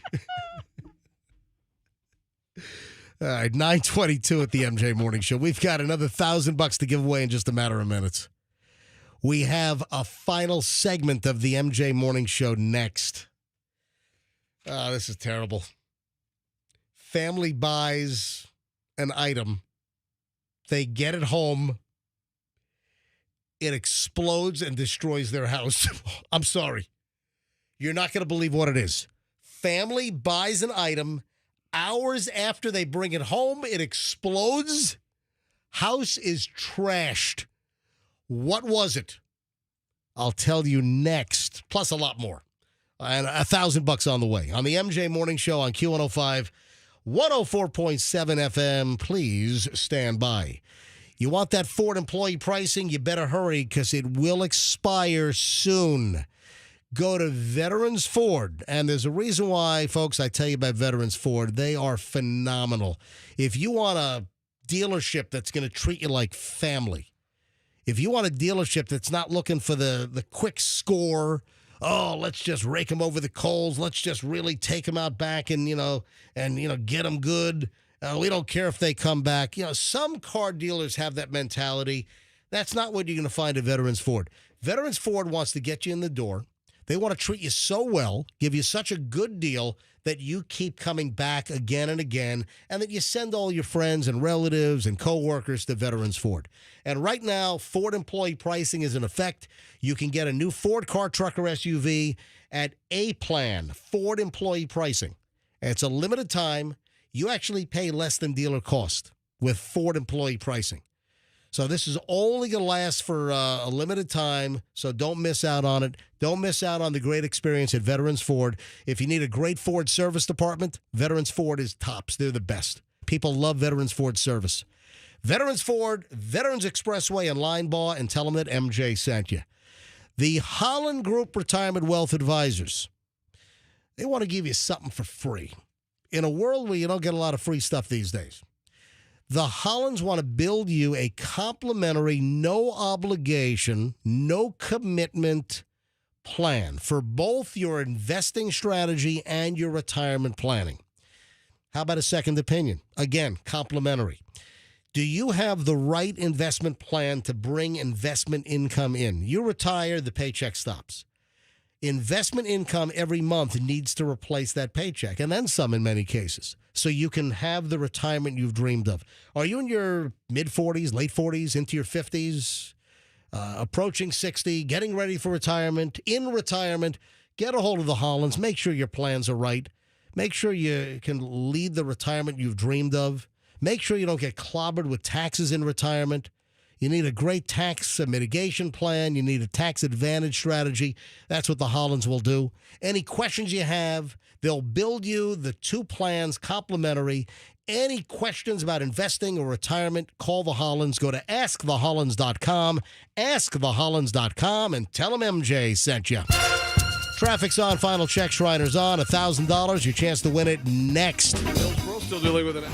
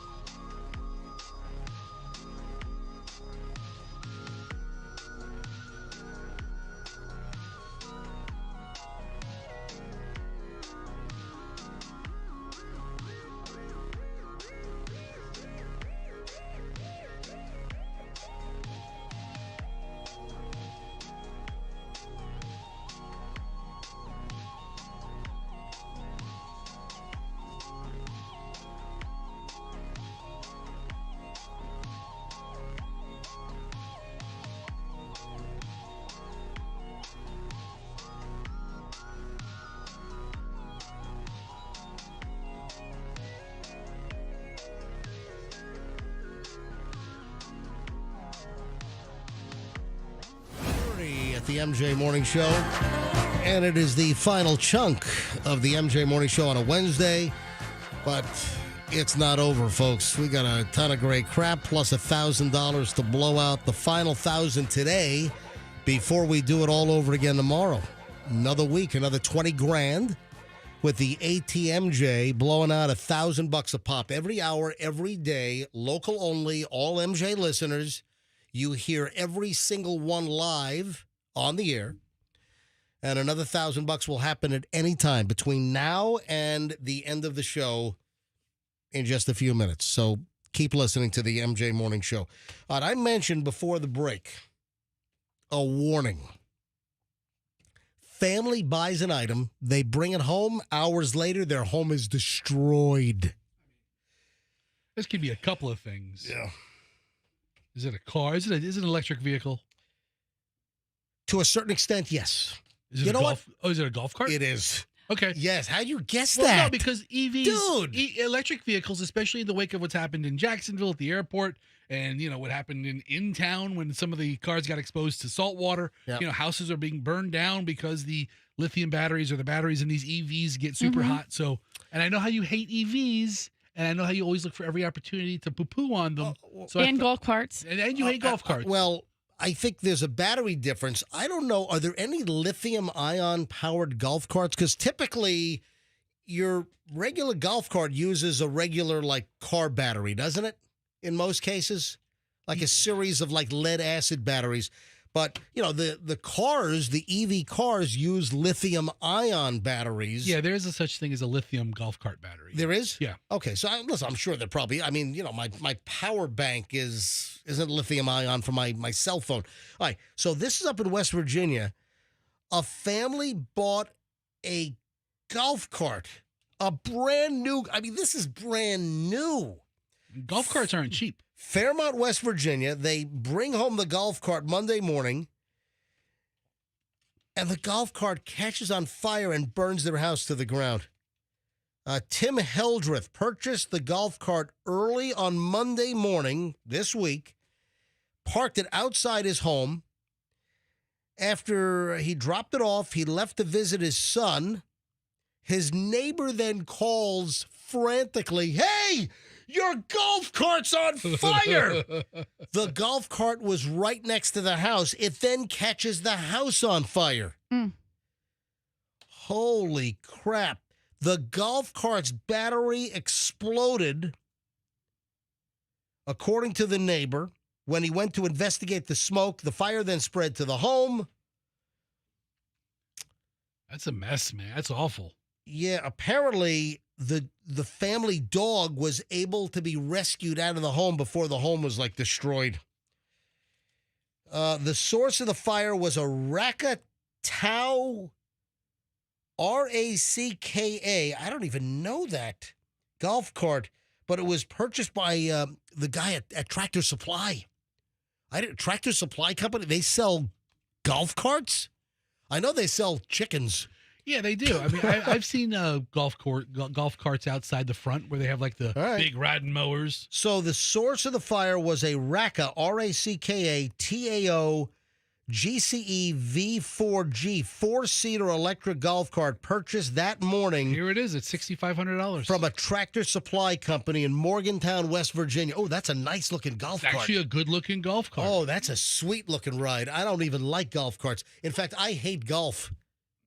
Look, it has seatbelts. It has rear view mirrors over here. It has a safety handle for people sitting in the back seat. Yeah, but it's a good looking, listen, as far as golf carts go, that's a good looking golf cart. It's not worth burning my house down. It's a fancy golf cart. Man, it burned the house down. And he bought it the same day. Yeah. The golf cart is just it's a pile of metal pipes. The frame is all that exists. That's it.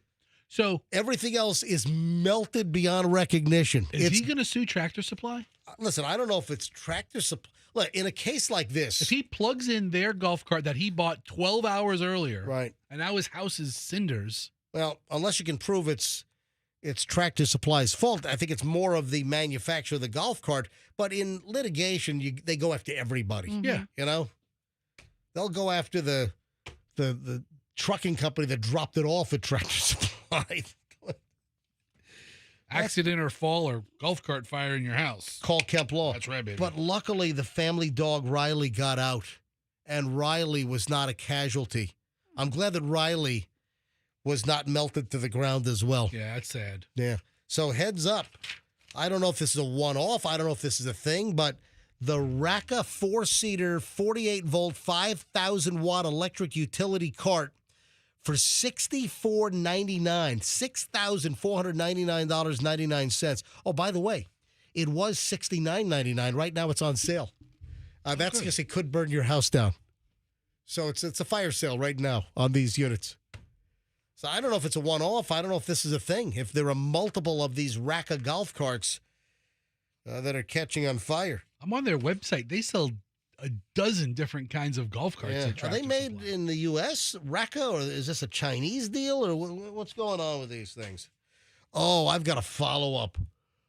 What is the most disgusting but funny story that we've done in the last 2 months?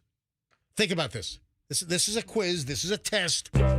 What is the most disgusting but also very funny story that we've done? I know. In the last 2 months. I know what it is. What is it? The lady in Pennsylvania that pooped on the other lady's hood. 100%. Yeah. Dude, how'd you get that? Because it's my favorite story of the year so far. Oh, my. So if you don't know the story, road rage incident up in Pennsylvania, and this woman gets out of her car. It's hysterical. Oh, she pulls down her pants. I mean, the body control. And she goes number 2 on the hood of somebody else's car who she's involved in the road rage incident with. But she obviously had an upset stomach because it was disgusting. All right, listen. Yes. And it was all caught on video? It was all caught on video. Yes, it was a Pepto-Bismol kind of moment.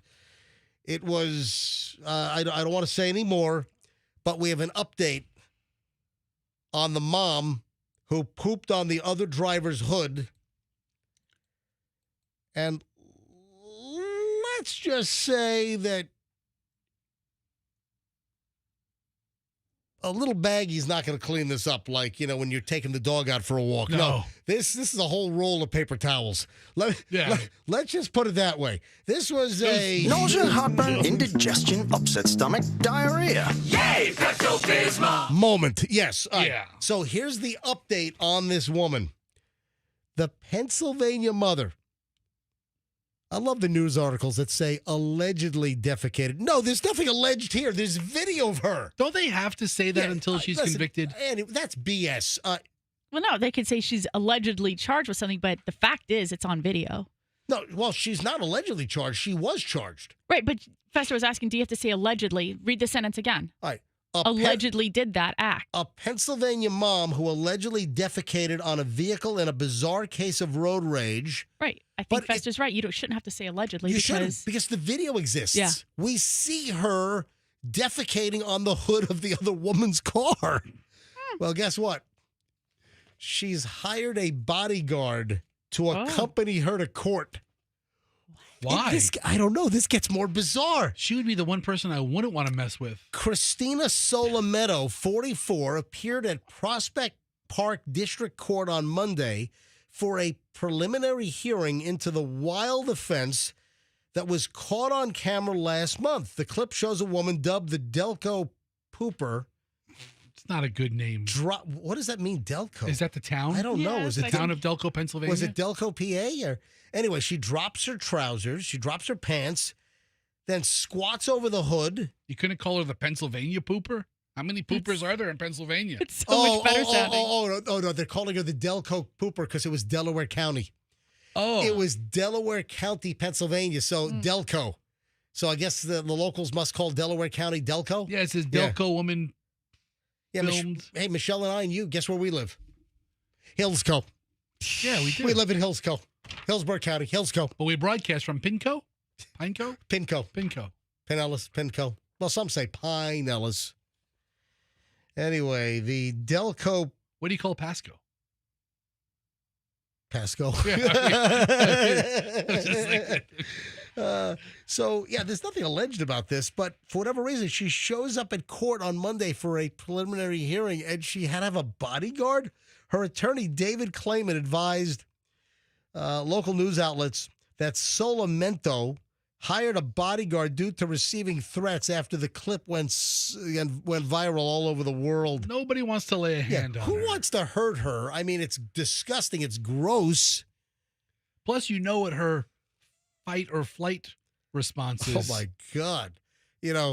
Like skunks will spray the skunk juice on you. Tell you what. She'll drop her pants and poop all over your stuff. I see her walking into the court. She's wearing a sundress. She could... Oh, that's an easy lift there. She could explode at you. Oh, yeah. In a moment's notice. Oh, absolutely. You do not want to corner this one. Tell you what, you better watch your cross-examination. So, charged with indecent exposure, disorderly conduct, criminal mischief, harassment, and depositing waste after she was arrested on May 2nd. What is she going to do? What are they going to do to her? What, are they going to send her to jail? Yeah, it happened in late April, but she was finally arrested on May 2nd. Yeah. So she hired a bodyguard to protect her. No one's after her. Well, she said she's getting harassed. Yeah, anyway, the video captured the whole thing. It is insane. I kind of love her. Yeah, I love her as much as I love the woman on the plane. Oh my gosh, disgusting. The woman who's yelling, "Get me out of here. Those people are crazy." Or I forget her name. They're not now. real? Yeah. I forget her name now, but last year she was my hot girl summer. This is my hot girl summer this year. I love her. I thought you meant the girl who squatted and did something on the plane. Didn't we do a story about that too? We might have. Yeah, I think we've had a little bit of everything on this show over the years. I've got plenty of room in my lust harem. Yeah, the plane lady. Yeah, the plane lady. Hang on, I got her. You got her? I forget her name. Yeah. I'm telling you, I'm getting the off, and there's a reason why I'm getting the off, and everyone can either believe it or they cannot believe it. I don't give two but I am telling you right now, that back there is not real. And you can sit on this plane and you can die with them or not. I'm not going to. Oh, yeah, it's Tiffany Gomez. Tiffany Gomez. Oh, man, boy. Yeah, or Gomes. Was it Gomes or something? A-S, Gomez. Gomez. Tiffany Gomez was that woman. We never got a real explanation on what that meltdown. She did all kinds of appearances, and then she shot social media videos, but we never got an explanation for what the living bleep she was talking about.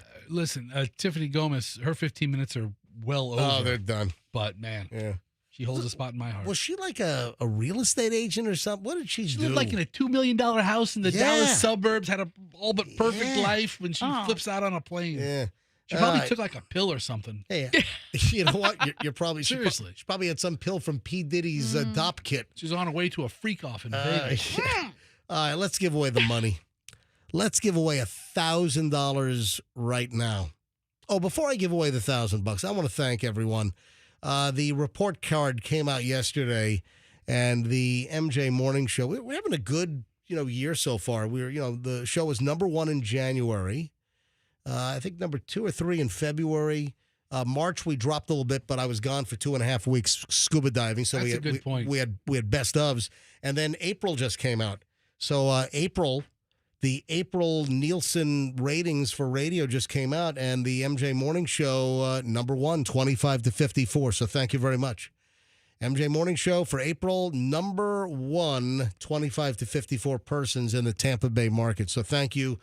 For everyone that does support this radio program. And let's support you right now with $1,000. It's the ATMJ. Rolling out another $1,000 right now.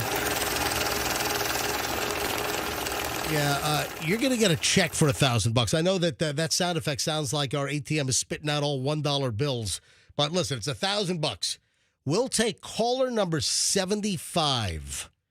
Caller 75 right now, 800-990-1047.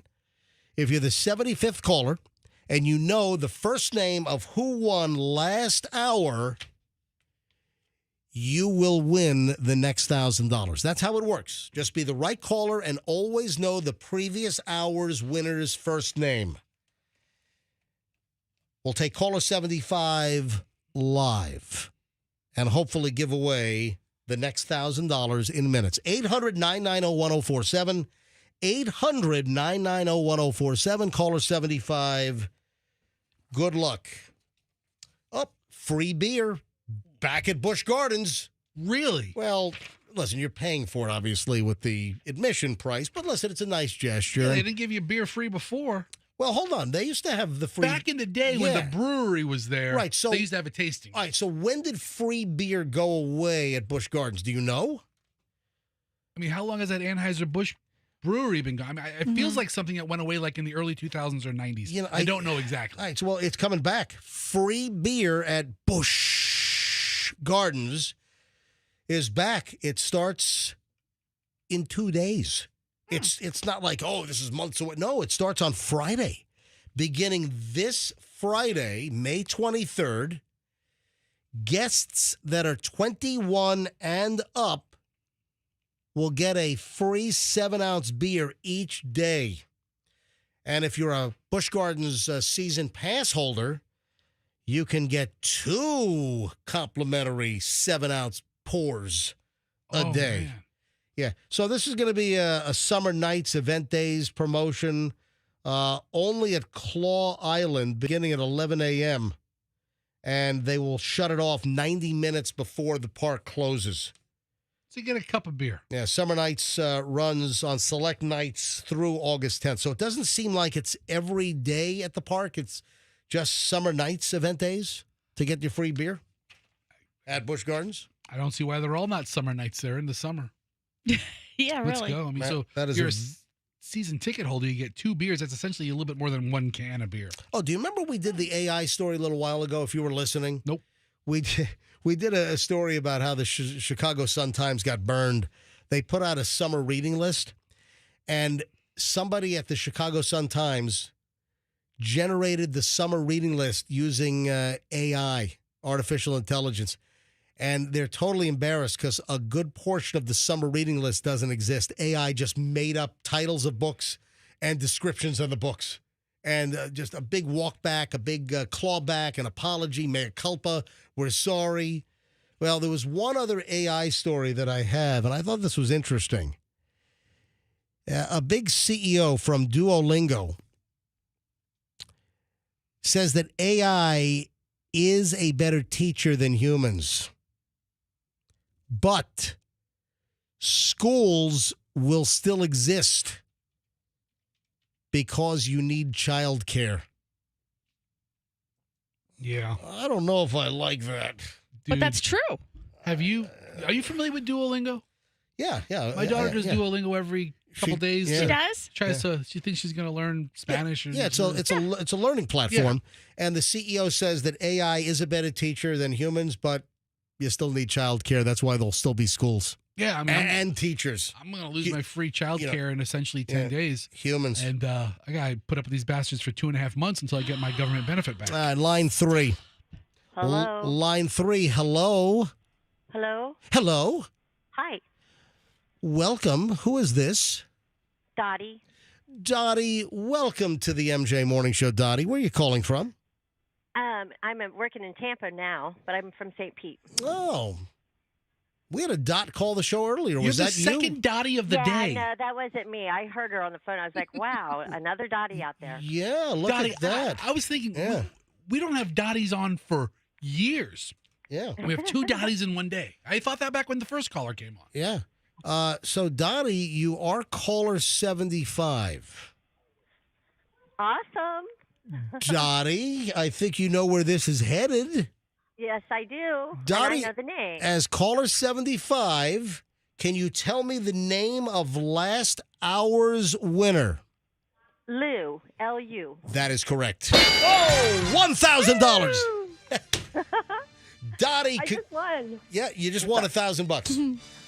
Thank you so very much. Are all of you? Are you announcing that to your coworkers? Yeah, actually, I am. Where do you work?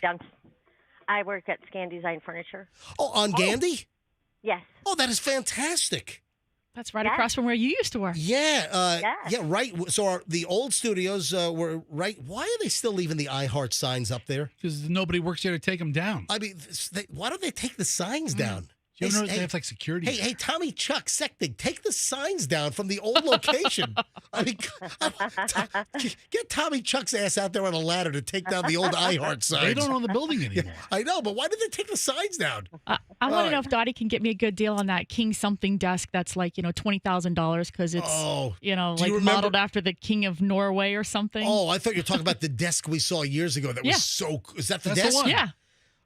Oh man, we saw a desk years ago at Scan Design, Dottie, that was like a teak desk with all compartments and drawers and all. It was the coolest desk. But back then, in my early days of Tampa Bay radio, I couldn't quite afford it. Yeah, and unfortunately, the teak has kind of faded away. But it was good quality back then, very solid. Wow. But yeah, it was. But we still got other fabulous furniture. You got to come by. Wow. So what do you do at Scan Design? Are you in sales or in the office? What do you do? I'm in the office. I've been here 26 years. Gotcha. Does the same guy own that place after all these years? No, not the one that I worked for. Yeah, because it's from 1969. Yeah. Wow. Great team. Great team. Anyway, Dottie, congratulations. You just won the last $1,000 for today. We'll do it all over again tomorrow. Dottie, thank you. Are you a regular MJ Morning Show listener? Or are you just here to? Absolutely. All right, good. So you're just not here like to just grab my cash. You do listen to the show. Well, that too, but no, Okay. I'm just kidding. Yeah, no, I listen every day, every morning. All right, Dottie, thank you. So yeah, Thank you. let everyone know in Scan Design Furniture that they got to listen to the MJ Morning Show on 104.7. All right. Actually, the warehouse crew listens to you too every morning. All right. Thank you, warehouse crew at Scan Design. All right. Thank you. All right, Dot, hold on a minute. Andrew's going to pick up and get all your information. $1,000. Have a wonderful day. Thank you. You too. $1,000 at Scan Design will get you like a pillow, I know. It's like a throw pillow for the corner. Listen, it's like high quality stuff, right? Yeah, it's very high-end, high-quality Listen, stuff. if you want to spend $12 on a nightstand, you go to Wayfair, online. If you want, I've always known Scan Design to have good quality stuff. Very good quality stuff. Yes. All right, I think that's it. I think we're going to call it a day. I got a ton of stuff, but I don't have enough time to do it. I'm a little. We didn't get invited to the new Universal Epic Universe. How do they not invite the #1 morning show? At least for April.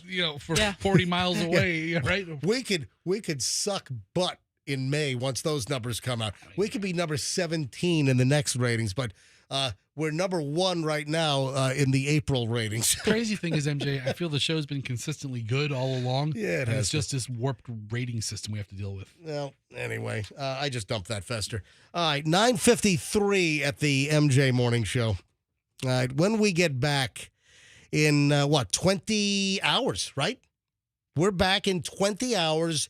We'll whip out $1,000 every hour again tomorrow, then again on Friday. It's every single hour, every single day for 2 solid weeks. We're giving away $1,000 every single hour here on the MJ Morning Show. And with that, I think we're going to shut her down. Anything that I missed that is crucial before we shut things down today? No? All right, we're done. Folks, you need to get a hold of me. I'm MJ at MJMorningshow.com. That's MJ at MJMorningshow.com. If you would like to follow me on Instagram, I'm Certified MJ Radio. My DMs are always open. Follow me, Certified MJ Radio.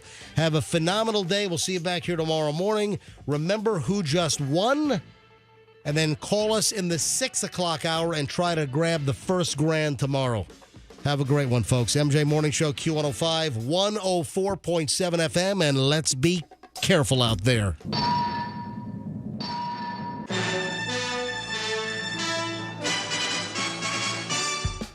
Download the app now. Get the Q105 app and listen to us anywhere. Powered by Anajar.